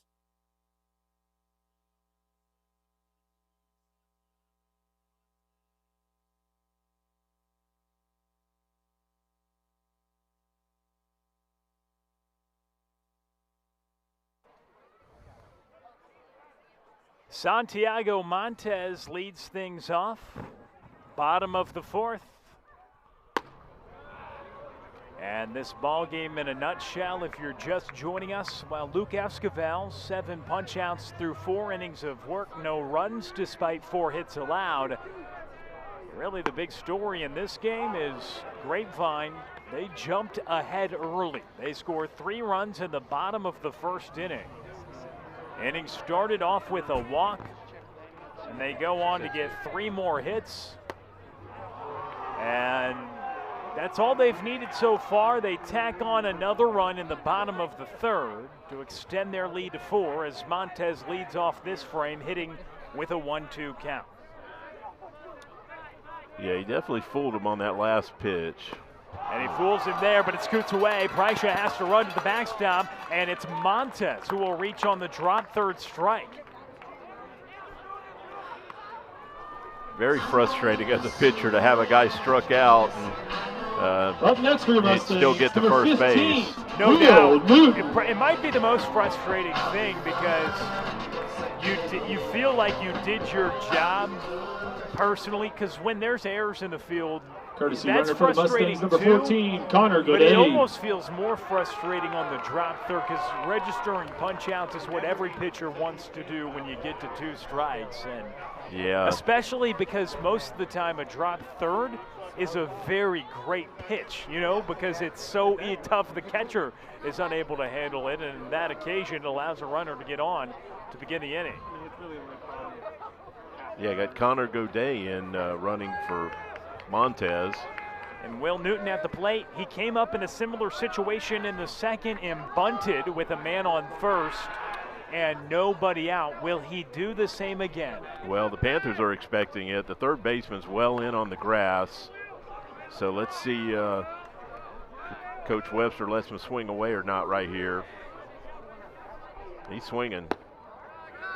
It's taken there. 1-0 count. So Yeah. Godet, the runner at first base. Will Newton at the plate. Patton will take a look at the courtesy runner. Yeah, even though he didn't square around a bunt, sometimes coach will change the call from pitch to pitch. Let's see here. I'm going to say the way Will's working his hands, he's swinging. Yeah. He takes once again, but in the position to hit a post to bunt after dropping down a sacrifice. In his first plate appearance to move a runner into scoring position, something you'd think the 9-hole would be called upon a lot to do, especially with how dangerous the top of this order can be. And he does drop one down. Right to Wallace, high throw. Can he get back on the bag? Templin does in time. And so Will Newton made it close at first again. He's retired, but he does a job getting Godet to second. Yeah, it's a good thing Templin's about 6'2" or 6'3", because that throw definitely got away from the third baseman. Now batting for the Mustangs, number 1, Luke Esquivel. And that's really all you can ask out of your 9-hitter. 2 plate appearances tonight, and twice you've had successful sacrifice bunts to bring it back to the top of the order with a runner in scoring position. Now, Luke Esquivel 0 for 1 today. He led off that 3-run first inning with a walk. He had a first pitch fly out to right, and his second time up takes on the first offering here in his third plate appearance. And takes again as it scoots to the backstop. Godet gets to third. And a 2-0 count, a chance to make it a 5-0 lead now with a runner at third base. Yeah, Luke hit that ball off the end of the bat in his last at bat. If he actually hits one off the sweet spot here, I'm not going to call it, but he definitely has hit a couple off the wall already this year. So you want to call the home run is what you're telling me? We were talking about that earlier. Trey Bell gave us some of those shots of the field dimensions, 315 down either line. He has the juice is what you're telling us. Oh, no doubt. He's hit a couple off the wall already this season. A 3-0 count. Will he be swinging away? He's taken all the way, and he takes his second walk of the evening to bring up Connor Ray. And so, Jeff, Connor Ray facing Jackson Patton for a third time. A man who struck out just once in 39 at-bats coming into tonight. He has struck out twice against Jackson Patton this evening. And will he get a third opportunity as we have a mound visit? Well, Patton is up to 73 pitches. I expect them to stay with him right here. And, yeah, they're just going to talk about probably first and third defense and try and settle Patton down. But for some reason, he has had Connor Ray's number tonight. Connor's timing's been off. He not only has been swinging through balls, you could tell he's not on the right page right now to square one up. But that can all change in one swing. It can, and so sometimes it's one of those days, but when you come up in a situation like this, you struck out your first two at-bats, but you come up in a quote-unquote get the job done situation, right? Runner at third and less than 2 outs, even if you're not having your day squaring up the ball, a ground ball could get a run home as well, unless it's a double play ball. So Ray was thinking about bunting and pulls it back. You got Papadakis at first, running for Luke Esquivel, who walks for a second time this evening. So we'll see he can do a job. Runners on the corners and one gone. Yeah, this is the third time he's seen Patton, so he should have a better feel. He squares again.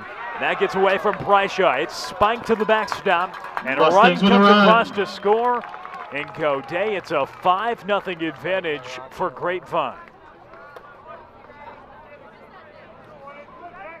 So interesting right there that even though the third baseman was way in, he did square the bunt right there. I assume he was going to try and pull that drag bunt down the first baseline. 2-0 count, though, now with a runner at second. We'll see if that's still on or if they'll let him swing away. And he takes for ball 3. Ray hitting .410 on the year, getting on base over 50% of the time, showcasing some big power. He's been really tough. But is it a green light here? Oh, yeah. With a 3-0 count. Yeah. You think so? You can hear those Mustangs fans getting into the ball strike count right now. You can? What are they saying? Ball 8, I think, ball was 8. what we heard. But 3-1 count right here. Let's see if Connor gets something he likes. 3-1. That's a ball. And you know, the interesting component is you touched on it to begin the inning. You come in to start this inning and you strike out Santiago Montes on an unbelievable pitch, really, let's be honest. But it gets to the backstop. Montes gets on. And then Will Newton with a sac bunt. It's just been a do-a-job type of inning because after that, it's Luke Esquivel and Connor Ray who draw walks, but it all goes back to the inning starting with a runner reaching on a drop third, and that looks like it'll end the outing this evening for Jackson Patton as he could not retire Connor Ray for a third time after striking him out twice. We'll be back, tell you about the new arm here on Trading.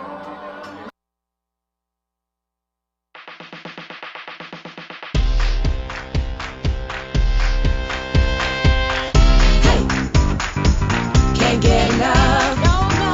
No. Just can't get enough. Come on, let's go.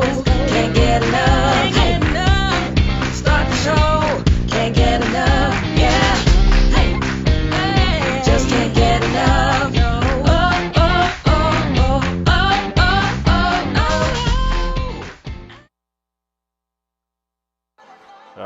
We're back with you on Mustang Baseball Live on Tradio. Thank you so much for joining us.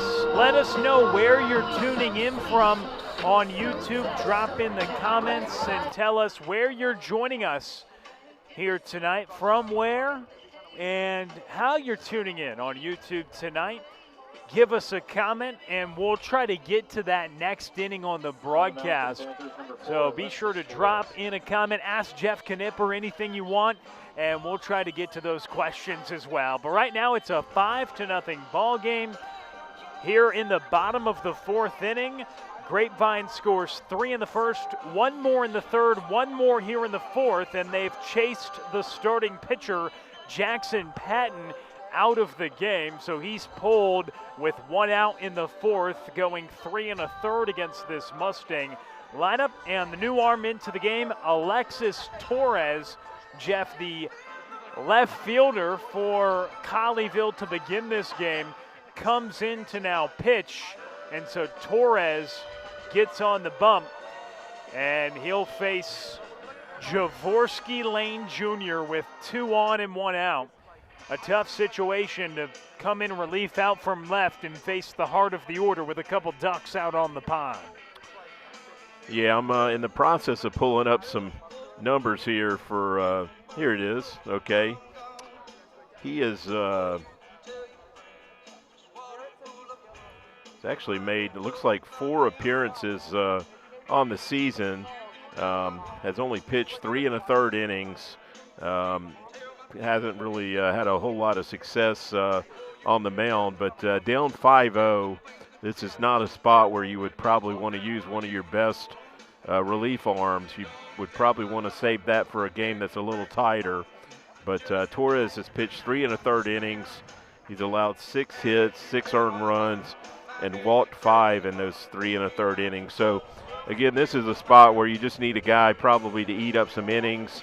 If you can tighten it up when you come to the plate and get in a 1 or 2 run ball game, you might go to a guy that's got a little better numbers. But this would be in the major leagues where you bring in that long reliever that you're just trying to get to the end of the game. Oh, yeah. I'm familiar. That was kind of my role a lot of the times. No, don't admit that, man. No one would know that. Well, it's interesting too for Torres is as a reliever, you have limited opportunities a lot of the times. Right early on in the year, he had a game where he went an inning and a third and allowed 5 runs, his first outing.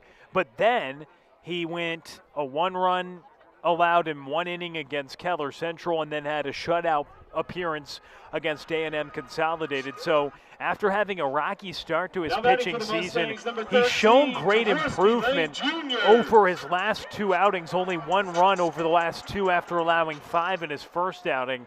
And so he'll try to help close out this game, coming in for the starter Jackson Patton. Yeah, that's a great point. It's a small sample that he's pitched, only less than 4 innings on the season. And so Javorsky Lane Jr. up with runners on first and second. No problem admitting the lack of success, though, that I had, Jeff. No problem with that at all. Well, I struck out plenty of times myself. Most people that played the game of baseball to any extent, certainly experts in the subject matter of failure on either side of the coin, knowing how difficult it is. But being on this side of the aisle and getting to see the successes of these athletes is certainly a great joy. And to see what Javorsky Lane Jr. can do, it's been fun to see him start to really connect with some balls over the last couple of weeks.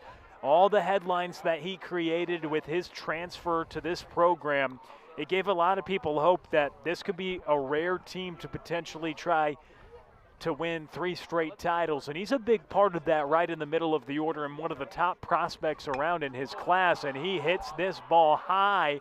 It skies toward right. Ethan Jackson under it. And runner will advance from second to third. Runners on the corners with 2 outs. He just got under that one a little bit too much. He hit it to the wall, and it was up in the air for at least 4 or 5 seconds. Raleigh Esquivel. Just a launch angle that didn't produce a home run, but he really didn't miss it by much.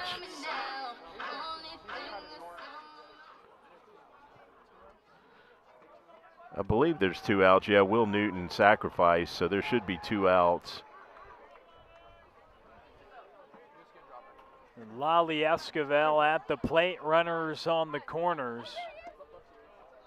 And runner is off as well from first to second.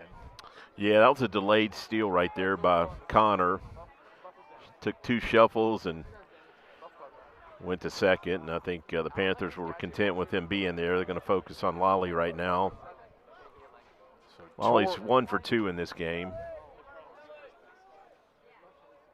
Got on an error last time up, and he also gets under 1 towards center. It's caught by Reed. 2 stranded in scoring position, but a 5-0 advantage as we move along here on Tradio.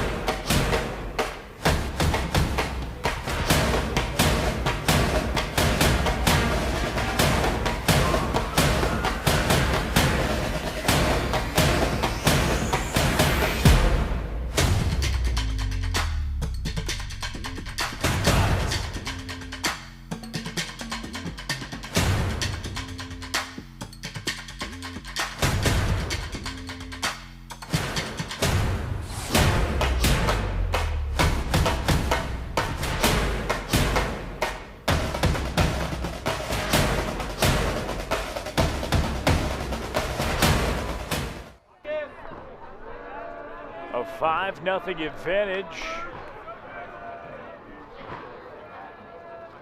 as Luke Esquivel starts another inning of work. Jeff Knipper, Will Connerly, happy to be with you tonight here from Grapevine.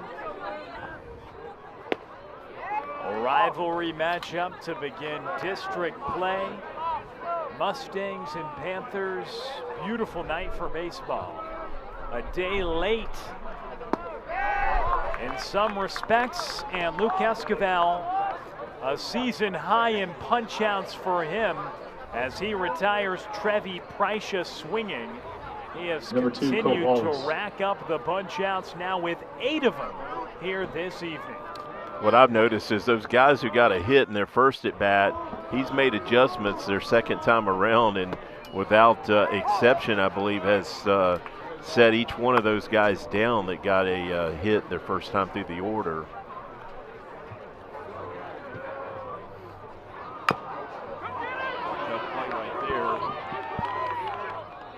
Oh, nearly at first in time.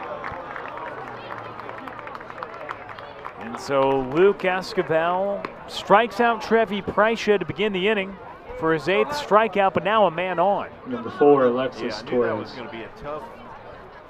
I think I've lost. Check 1-2. Check 1-2. Okay. Well, I knew that was going to be a tough play right there. Luke actually got to it quickly, but just that throw got away from him.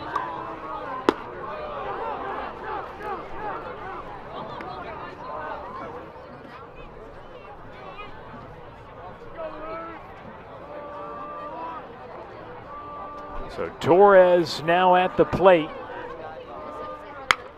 And that's hit towards short to Ray. He steps on the bag, and it's not 2, because Torres can't make the squeeze. You jumped ahead of it. Yeah, I just took it for granted. That was tailor-made right there, and Torres just top of the didn't squeeze lineup that for the throw. Panthers, number 11, Carson Thomas. So the inning started with a Prycia strikeout, followed by what went down as a single for Colt Wallace.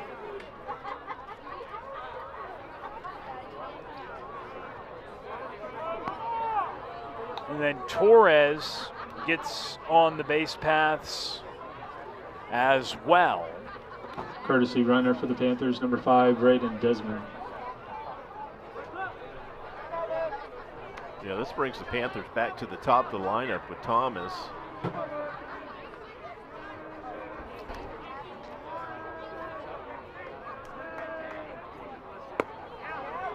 First in for a strike.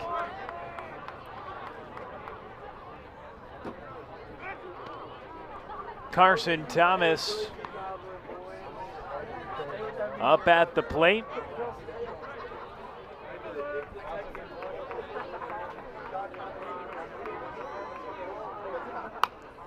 It's foul back. Had someone say, Jeff, tonight that they're watching from Grapevine. They couldn't make it out to the game due to practice, but thankful for the broadcast. So we're thankful for you for tuning in. Thanks so much. Well, they're one of the few baseball fans from Grapevine not out here tonight. We've mentioned this crowd. It's definitely a good crowd. So Carson Thomas hitting for a 3rd time. He's 0 for 2. And he faces an 0-2 count.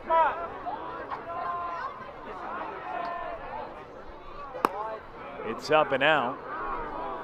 Correct me if I'm wrong, Jeff, but should be 2 outs, correct, in this frame after Trevi Prycia struck out? Yeah, the board shows 1 out, but you're right. There are 2 outs. That would have ended the inning on that double play that didn't happen. And then Luke Esquivel thought the inning was ended. He gets a head start walking toward the dugout. Time number 2. But right there, he has to pump the brakes and get back on the bump. Yeah, asked for a second opinion on that check swing, but no help. He'll get it there, though. 9 strikeouts, and they throw it down to first in time. The side is All right, Mustang retired. Nation, it is time for the 5th inning stretch. 5-0 Sing along if you know the advantage words. as we move along here from Grapevine.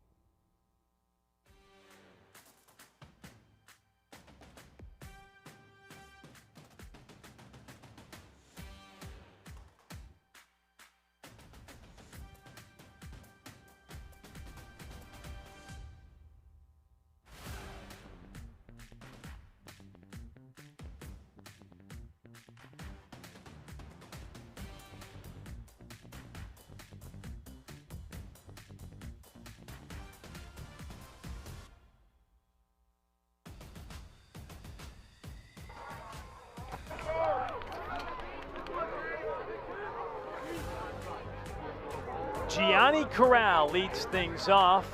Bottom of the 5th. First pitch swinging, skies it towards center.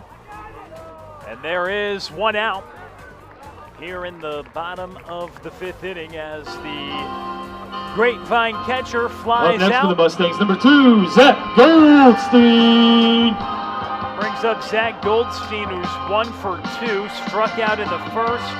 He singled in the 3rd inning. A good pitch right there by Torres. Johnny went down trying to golf that one a bit.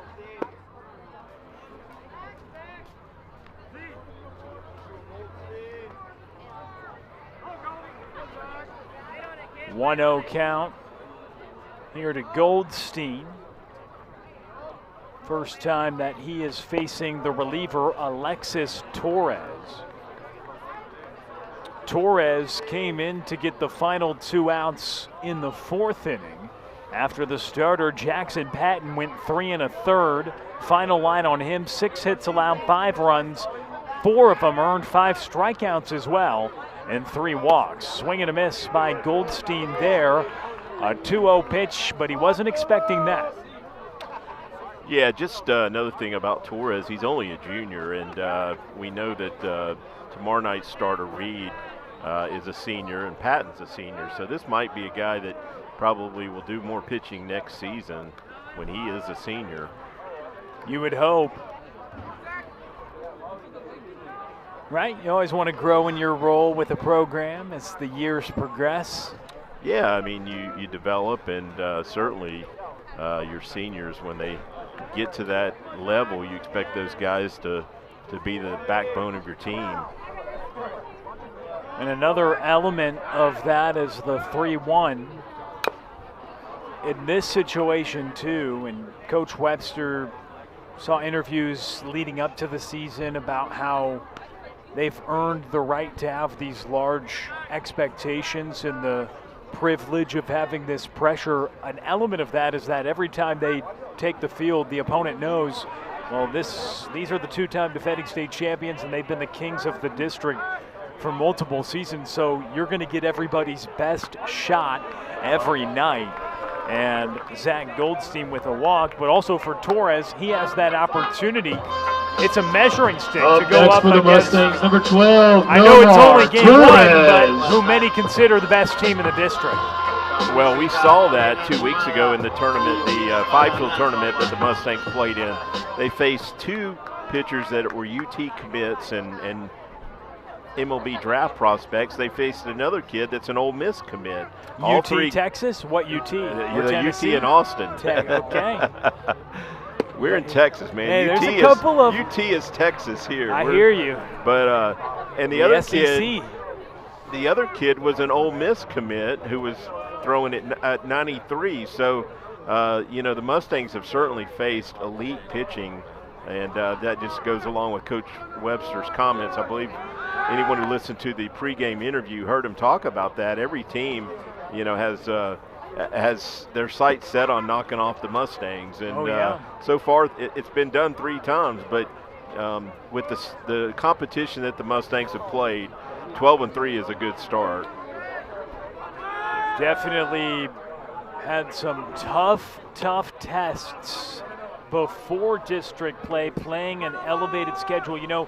It's probably difficult coming off back-to-back state championships and just the program that Grapevine has risen to under Jimmy Webster to be able to find teams that want to play you. But when you go up against other elite programs, it makes you better down the stretch, not only individually for these players as they try to move on beyond the high school ranks, but just as a team to try to build that camaraderie, go through a little adversity, because you're going to face some adversity, yes, in district play, but for a team like Grapevine, even beyond that as well.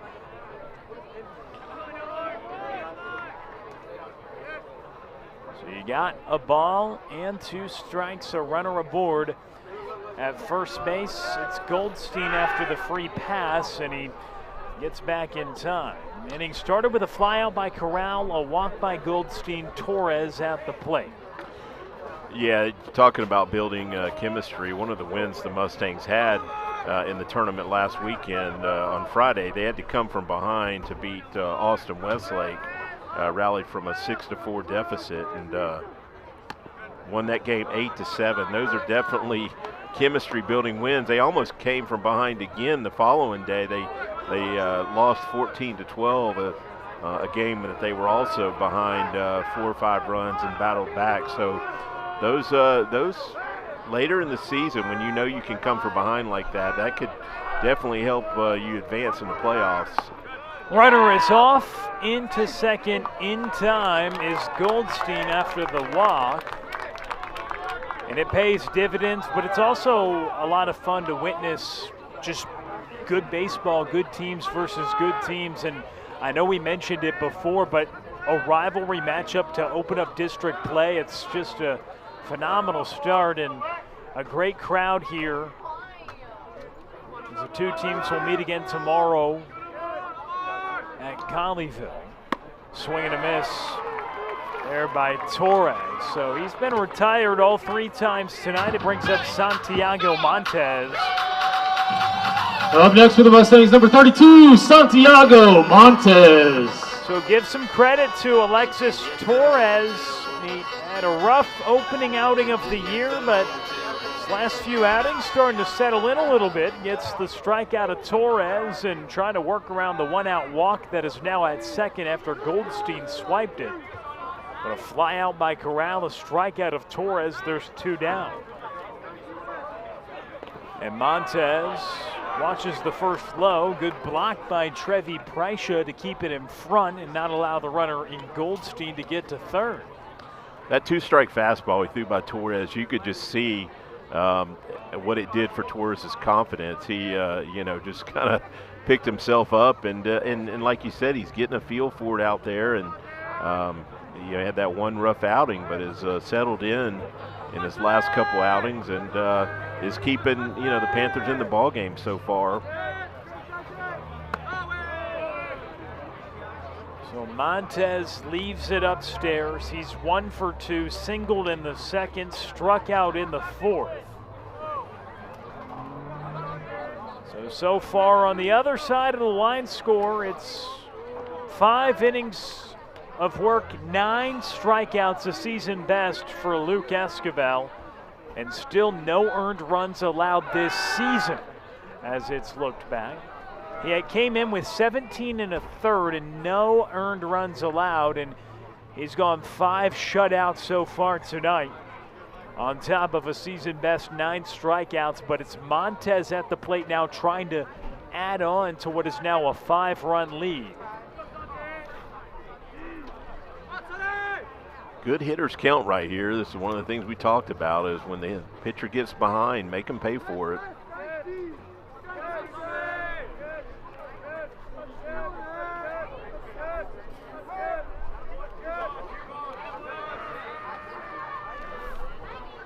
Good job by Santi stepping out right there. You don't want to get frozen in the box like that too long.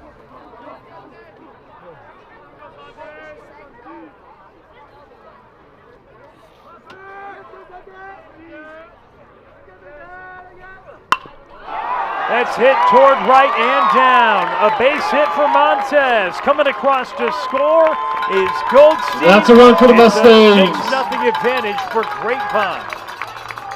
Yeah, good job by Montez fighting a tough pitch off. That ball got in on his hand. Now batting for the Mustangs, number 15. Just kind of muscled it out there to right center. Big 2-out RBI right there to stretch out the Mustang lead to 6. Will Newton now to the plate. His first 2 plate appearances, sacrifice bunts. He won't have that same chance now, hitting with 2 outs, but comes up for a 3rd time with a runner aboard. Did his job his first 2 trips, though, with the sac bunts, and we'll see what he can do swinging away, perhaps, here. With 2 down in the bottom of the 5th inning after the Montez RBI to extend it to a 6-run lead.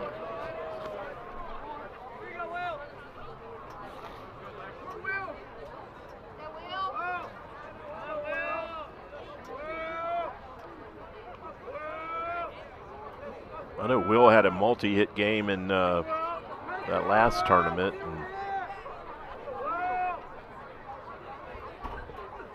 Wow, that's well hit. Here, Will Newton. Get out of here. Towards right.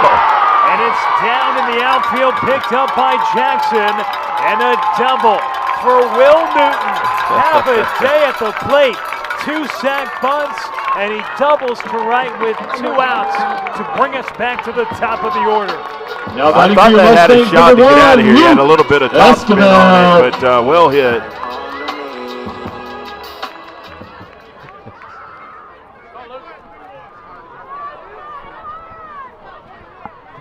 So Will Newton gives it a ride to right for extra bases. It brings up Luke Esquivel. He's 0 for 1. A fly out to right he had in the 2nd, along with a pair of walks. In his 4th plate appearance this evening, starts watching one up. A 1-0 count as Alexis Torres will try to strand a pair of runners in scoring position after the 2-out double from Will Newton. I'm a little surprised that Santi didn't score on that ball. I really would like to know if he was running on contact, because with 2 outs there, you really should score. I know he's not the fastest guy, but I think I might have even challenged they'd had to at least throw it to the plate. You might have been gunned down, but you're saying you would have given it the old try. Yeah. I gotta believe he maybe lost track of the outs there and was waiting to see if that ball was going to be caught.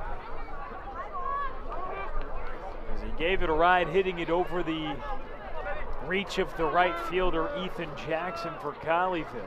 Will Newton, 3 productive at-bats for the 9-hole. Now the leadoff man, Luke Esquivel. And I have to battle with 2 strikes as Torres getting set to work, but Esquivel calls time. And the 1-2. Torres works out of the line, kicks and deals. That gets away from Prysha, and there's your score. That's a run for the Mustangs. Doesn't score on the double, but will come across there to make it a 7-0 Grapevine lead. Yeah, Newton didn't pick up the RBI, but the run does score. Yeah, that was the man that was probably most wondering about that. Yeah. Where's my run driven in? You You know, I've been having productive at-bats, sacrificing my at-bats the first 2 times up. I'm looking to drive something in. And as the 9-hole with this lengthy lineup and the 8 hitters in front of him, he's going to get up with runners on base quite frequently here this year, as it's fouled away once again by Luke Esquivel. Well, we saw it last year. The bottom of the order at times will carry the team just like the top half of the order does at times. So when you get production 1 through 9, that's when you really start putting up big run totals and challenging double digits every time out. Mustangs now at 7 and trying to get there tonight. Torres fell down on the mound upon releasing that pitch. Misfires a little bit inside. And now it's a full count to Luke Esquivel.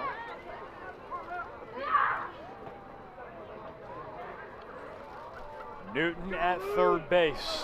The payoff pitch. Torres getting the signs from Prycia. He kicks and delivers. And it's fouled back. Esquivel staying alive. Good job battling, because he was definitely out in front of that breaking pitch, but was able to flip the bat at it and foul it off and stay alive.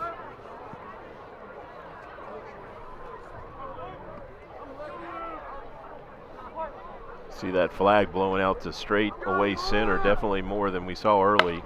That's hit through the right side, booted by Templin. That's another run for the Mustangs. Scores on an error by the first baseman. Will Newton coming across the 8th run of the ball game as Grapevine continues to roll. Courtesy runner for the Mustangs, number 5, Jackson Papadakis. Esquivel hit it on a decent rate. Up next for the Mustangs, number 7, Connor Ray. If you can hear me. I'm not even going to take a shot at the scoring, because I've already been wrong once, but that ball was hard hit, but definitely should have been played by the first baseman, Templin. Yeah, I was saying I didn't know if you could hear me over the public address. Barely. On that comment. That's all you need. If you can barely hear, we're good. Papadakis into courtesy run after Luke Esquivel gets on. Getting aboard for a 3rd time. Couple of walks, that though probably going down as an error. I guess we'll find out in the scorebook in a moment if you want to look. I will. I'm curious. It was an error, I think. What I'm looking at. We'll see if you can confirm the same thing. 1-0. And I would say that's the right call. It was right at the first baseman, Templin, and he just was unable to make the play. So. Well, no, actually, they're calling it a hit. Really? Yes. Well, yeah. We're looking at 2 different. Oh, 2 different games? Game changers, yes. Game. Home team, road team scoring situation. That could be the sequence where it's one of those categories, quote unquote, it could go either way. And well, if it can go either way, maybe you're going to be a little bit biased toward your home side, and that's what we see having access to both feeds tonight, I believe, Jeff. Yeah, the Grapevine Game Changer is calling it a hit. And that's what matters for Mustang Baseball Live on Tradio. So 3 times that Luke Esquivel reaches tonight to go along with 5 shutout innings and 9 strikeouts. You'd say that's a pretty good evening at the baseball field. Definitely, and he's up at 77 pitches, so we'll see. Okay, our producer, Trey Bell, is calling yard ball right here, so let's see how much of a fortune teller he is. We will see. We'll give him the headset to make the call if he certainly gives it a ride. Oh, man. Maybe next time. Yeah, that's 2 walks for Connor. I actually would have liked to see him get a strike and barrel one up, because he's now batting for the Mustangs, been a little off tonight. Number 13, Jaworski Lane Jr. So Jaworski Lane Jr. Yeah, interesting day at the plate for Connor Ray. Strikes out twice, but then walks in his last 2 trips to the plate. But it brings up Jaworski Lane Jr., who's 1 for 3. He watches the first for a strike. Well, Jaworski almost got one out of here in his last at bat, just hit it a mile high and still carried it to the right field wall out there. So we saw that he's got power all fields. We see it up and down this lineup as well. Case in point, the 9th hitter in this order, Will Newton, probably the closest to leaving the yard tonight. Yeah, I thought it had a shot to get out of here. Just had a little topspin instead of the backspin that it was needed to carry a little bit more.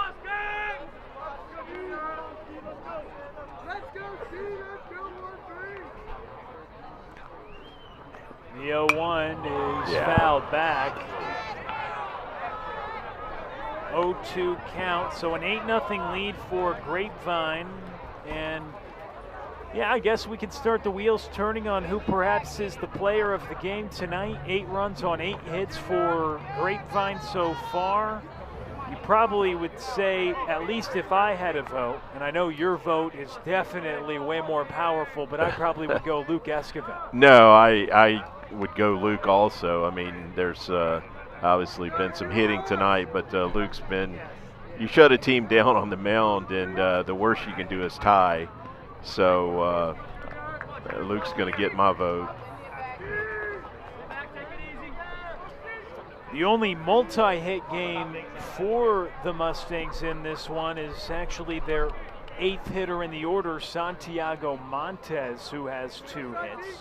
Also Gianni Corral with at least 2 hits in the book, but didn't believe he does have 2. But looking at the game changer, yeah, I might be on the wrong one. Yeah, you must, because they're only showing 1 hit for Gianni, 1 for 3 with an RBI. That's what I'm showing. But you're right, Montez is the only there we go. 2-hit guy tonight. And that grabbed by the shortstop.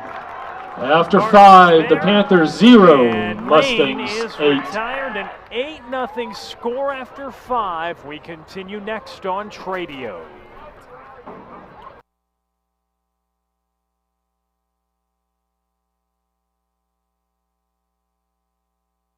A lot better than turf. All right. What's the coolest thing you can do that not many people know you can do? I consider myself a pretty good fisherman. It's one of the things I do outside of baseball. All right. Who's your favorite superhero? Probably Superman. All right. Who's your favorite athlete growing up? Also Tony Gwynn. I love watching him and the way he hits. All right. What's the best meal you can make? Probably just a standard ham and cheese sandwich. I don't really know how to cook. All right. And what's your go-to karaoke song? Maybe something Taylor Swift. I don't know the names of all our songs, but probably something with Taylor Swift would be fun for karaoke. All right. Well, thanks, Zach. Zach, if you can.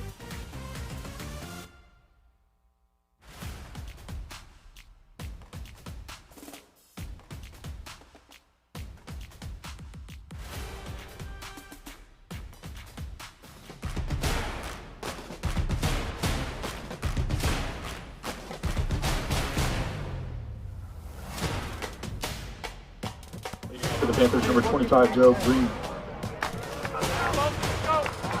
Luke Esquivel out for another inning of work. An 8-0 lead for Grapevine as they score 3 in the home half of the 5th inning.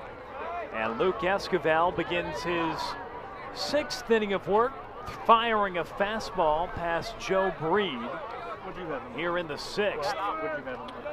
Yeah, that was one of Luke's better fastballs right there to get that first strike swinging. And between innings, we had a little bit of a discussion between Coach Webster and the press box because the pitch count was showing 77 out on the board, but 71 up on the digital readout as well as on Game Changers. So they got that corrected. Obviously, we've had this debate before on how many pitches you can throw. I doubt Luke throws over probably 90 pitches tonight, but they want to make sure they're, accurate on that pitch count. 105 the limit, I think, right? You can start a batter, I believe, with less than 105. Oh, My goodness, 10 punchies now for the left-hander. Yeah, reminds me of another left-hander, Dason Hill. His dad's right here with us, and Ryan and I did a few games last year, enjoyed that, some playoff games last year down in Kingwood, I believe we were. That is great to see. And for those that may not have seen it on social media, Dason was clocked at 100 miles per hour recently. It's crazy. Phenomenal. Ace a couple years back when they win a state championship, early draft pick, and having great success. And Luke Escobar trying to continue that trend of excellent pitchers to come through this program. 5 1/3 tonight with 10 strikeouts. He has allowed 6 hits. He only had 6 allowed and 17 1/3 coming into this outing on the year, but despite allowing 6 through 5 1/3 tonight, he's been very effective. That was that quick pitch again. The umpire let it go, but he definitely changes his rhythm there. He doesn't do it every time, but when you have the luxury of working with nobody aboard, at times mid-at-bat, he'll go into the well of quick pitch. There it is. There is number 11.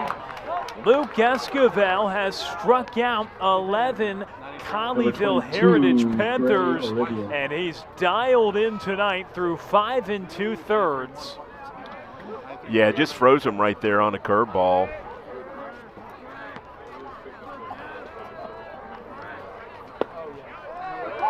And so he strikes out Reed and Barton. Gray Olivo now hitting a 1 for 2 this evening, a single in the second, strikeout in the fourth. The end of this school year, no official.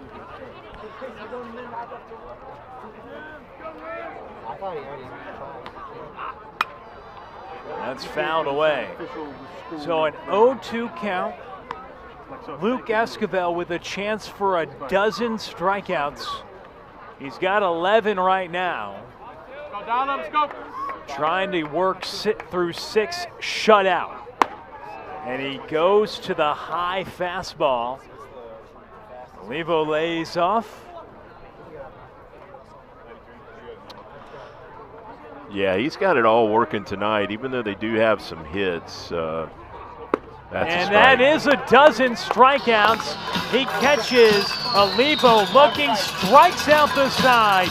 In order, in the 6th, it's Luke Escobar's night tonight. And Grapevine rolling ahead by 8.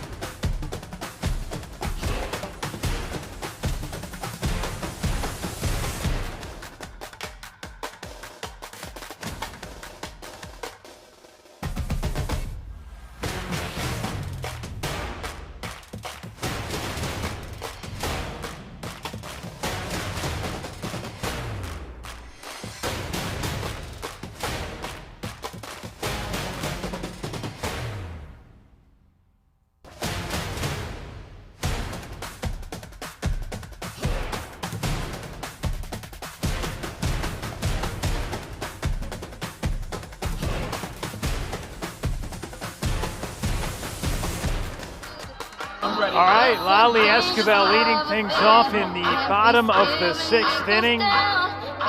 Jeff, I know we were kind of kicking the tires on the player of the game, but after striking out the side in order last half inning to get up to 12 strikeouts, I think we've left all doubt of who that'll be this evening. Yeah, there was really not much debate even prior to the inning, but Luke shut down what little debate there might have been. That's a hit. Lally Esquivel, he's got a multi-hit game tonight. Singles in the first with an RBI, singles to lead off the sixth as well. Now batting for your Mustangs, number 24, Gianni Corral. Lally really set the tone for this game early with that RBI double in the first inning. Big to get on the board first in the game, and Lally made that happen.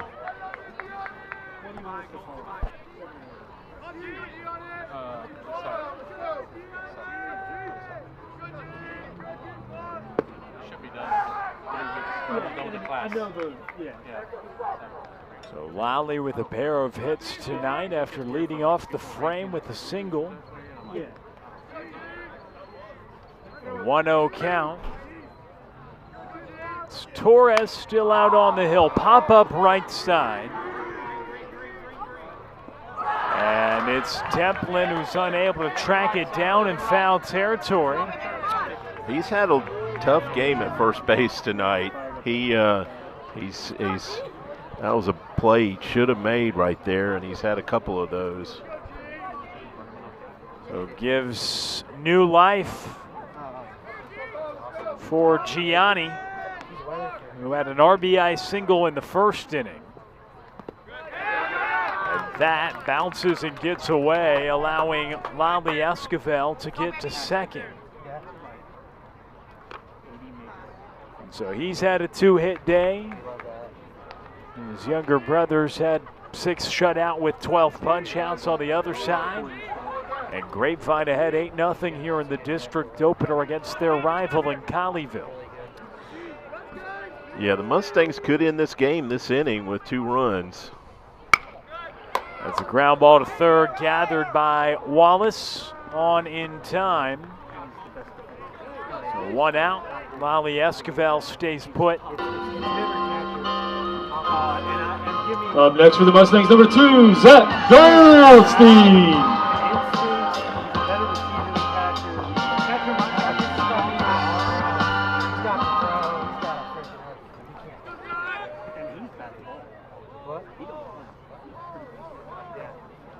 So Zach Goldstein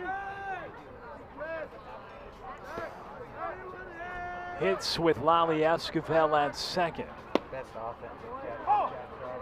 Takes for a strike. Alexis Torres. Inning and 2/3 so far.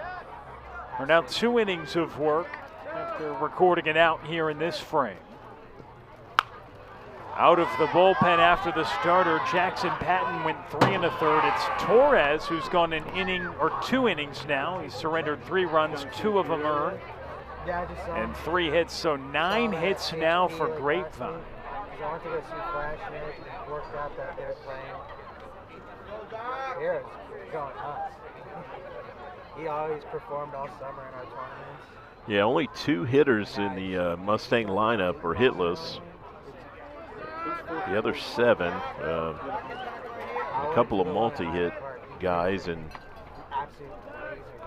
Lally as well as Santi.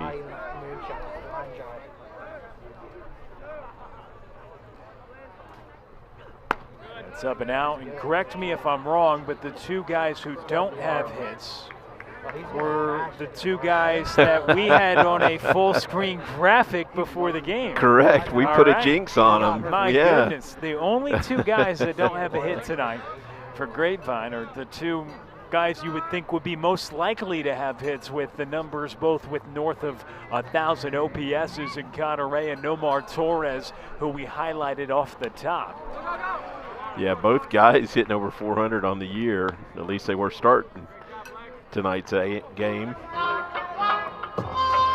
But they are the 2 number 12, without hits, Nomar Torres Torres. to go around tonight with 9 of them. And Well, all that could change right now with Nomar Torres coming up to the plate. Yeah, Torres wouldn't surprise me if he picks up his first hit of the night right here and got that runner at third base. Has a healthy hack, fouls it back, 0-1 count.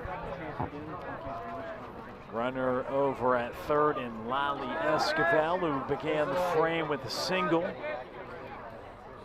Followed by a ground out and strikeout brings Torres up. 0-1 after the foul ball. So Torres, a north of 400 hitter, one of just 2 Mustangs to not have a base hit tonight. Trey's taking a stab again with a home run call. There's a hit through the left side. Yeah, that's another run for the Mustangs. Right away, a 9-0 advantage for Grapevine. Nomar Torres getting his first hit of the night, continuing to stay hot. Mentioned north of 400 average, over 1,000 OPS. What a great addition to this order. At the bottom of this order, toward the bottom of this order as well. It's been impressive what he's been able to do. These 7, 8, 9 hitters definitely can do some damage. Will Newton has shown that tonight with a deep double, but also the small ball that he had.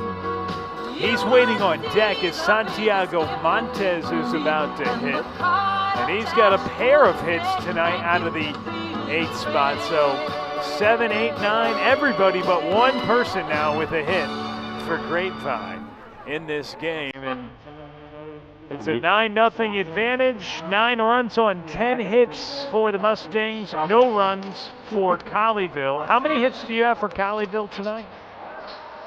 I said 6 earlier, but again, I'll admit I was looking at on the mound for the Panthers, number 11, Carson looking Thomas. at Grapevine's game changer.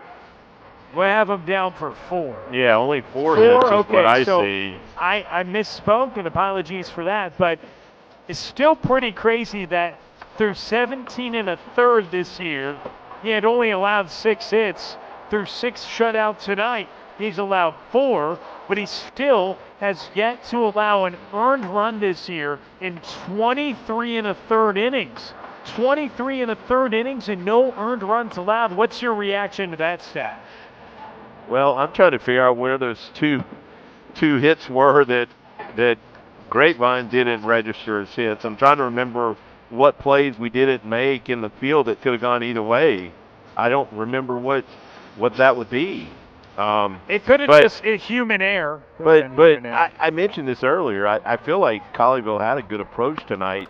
They were trying to take everything up the middle, hit some balls hard back at Luke.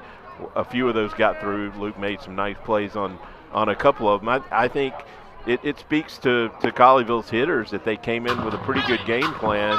They just didn't. Now batting for your Mustangs, number 32, Santiago Montes. Didn't have any extra base hits.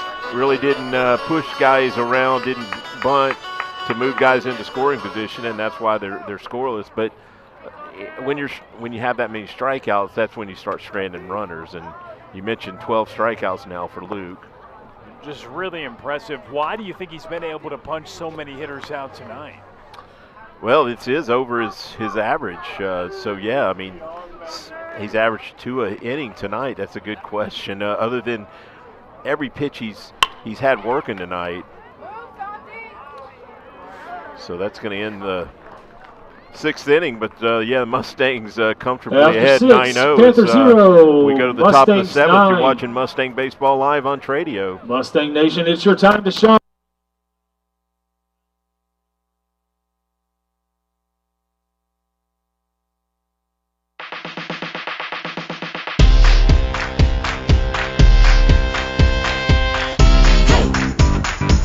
Can't get enough. Just can't get enough. Come on, let's go. Can't get enough. Start the show. Can't get enough. Yeah.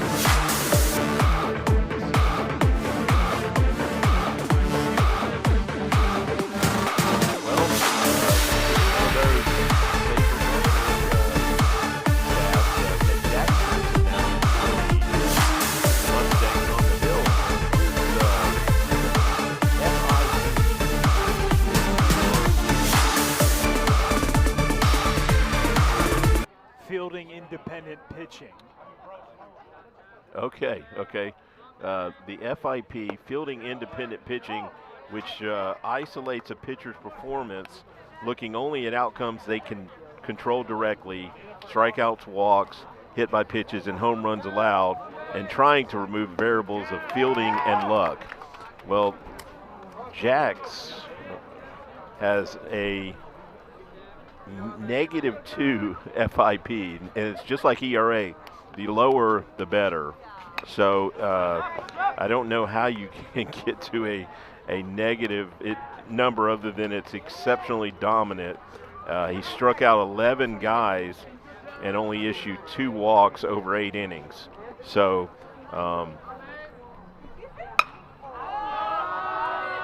that's popped up on the right side, and it's gathered at first. Torres is there. Number 6, Ethan Jackson. So Jack Swenson called upon to try to close out this game after Luke Esquivel goes 6 shutout with 12 strikeouts. And the fastball, from the reports we heard, was pretty firm tonight, Jeff. Yeah, we heard 93. Luke touched that number several times tonight. We know he did that in some other tournament games, so that's probably going to be a base hit, yeah. So Ethan Jackson, his first hit of the evening with 1 out in the 7th inning. Colleyville down to their final 2 outs. 2 teams going to meet again tomorrow night. Yeah, this is a spot where realistically, you know you're probably not going to be able to score 9 runs and win this game. But if you can just put up a run or 2, at least maybe you try and carry that momentum into tomorrow night's game. And you see Swenson, for his size, he's got a good fastball. He is, I believe, just a junior, so still got another year of development. So it's Trevi Prycha at the plate with Ethan Jackson just singled.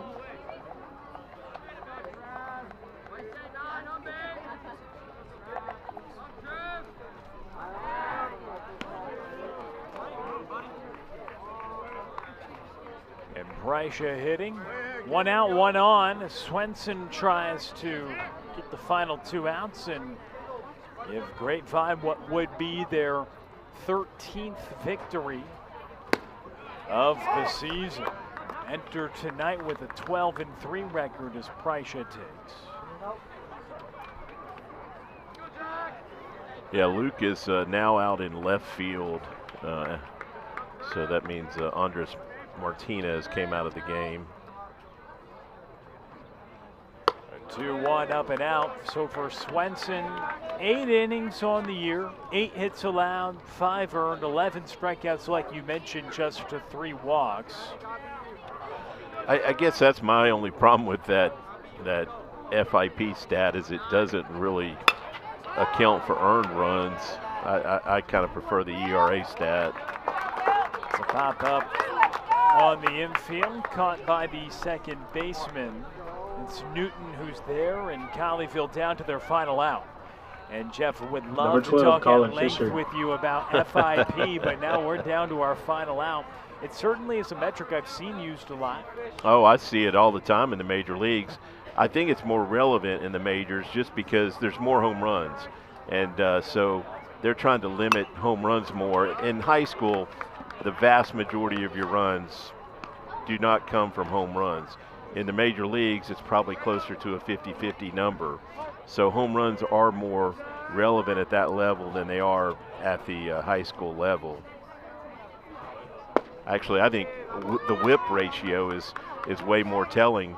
If you don't allow walks or hits, very hard to score. Absolutely. I mean, you always think ERA is probably one of the kings just because of the fact that what's your job as a pitcher?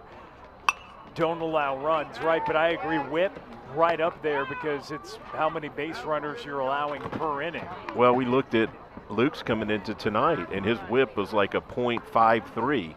Well, that's, a half a base runner per inning. They're just not going to have many opportunities to score if you don't allow them to get on base. And the 1-2. It's in there for strike 3, going around, and game is over. Jeff, that's your ball game. Panthers 0, Mustangs 9. Nothing win for the Mustangs.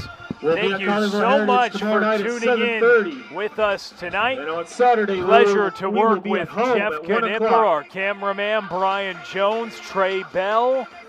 I'm Will Connerly. Thanks for tuning in with us on Tradio. We'll run through some of the numbers, but Jeff Knipper are going to interview our player of the game, Luke Esquivel, who goes 6 shutout innings, allows 4 hits, 12 strikeouts, no walks, and just a dominant effort from the outstanding left-hander and LSU commit, who shuts down this Grapevine lineup this evening. So Jeff Knipper has made his way out to the field, and he's going to have our player of the game interview coming up here in just a moment. Trey Bell, Jeff Knipper out on the field as Grapevine wins it 9-0. Two teams will meet again to conclude the series tomorrow, but the Red Rail rivalry begins with a win for Grapevine in the first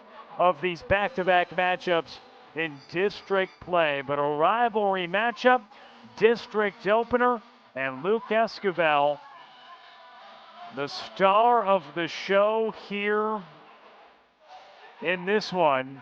And Jeff Knipper standing by with him. We'll give him a moment to get set up and excited to hear the interview from this one.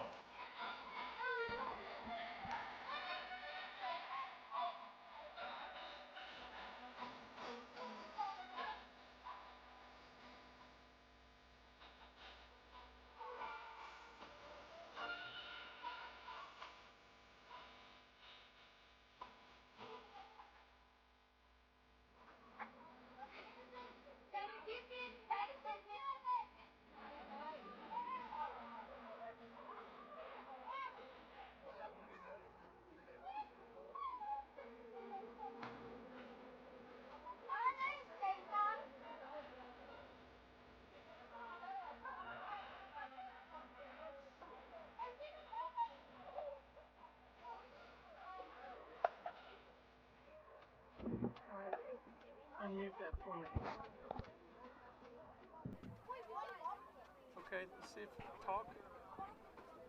Test 1 2. Test 1 2. Too much game.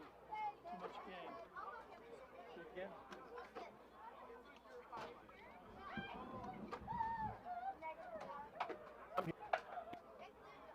Hold on.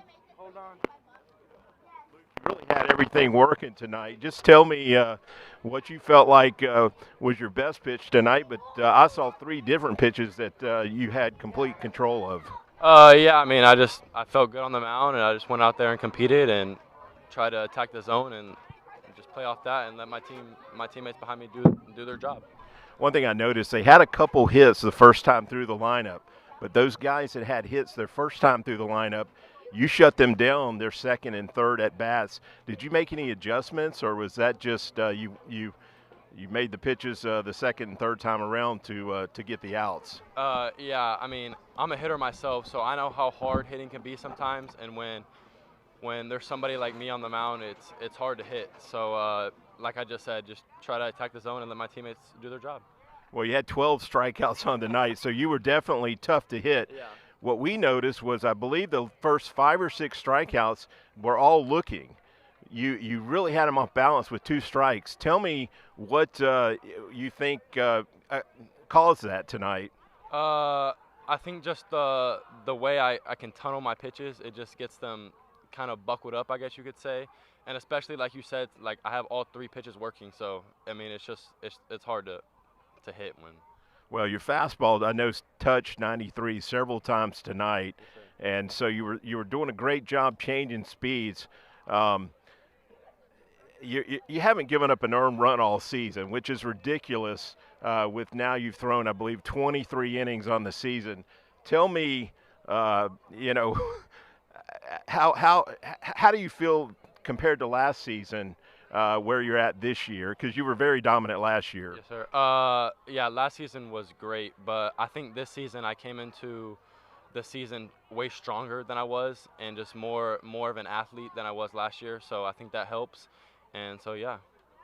Well, thanks, Luke. I appreciate your time, and look forward to seeing you next week. Tomorrow night, we know you'll be in the lineup, but not on the mound. So signing off, we're going to sign off right here. This is Jeff Knipper with Mustang Baseball Live for Tradio. Thank you. Yes, sir. Good job. Thank you.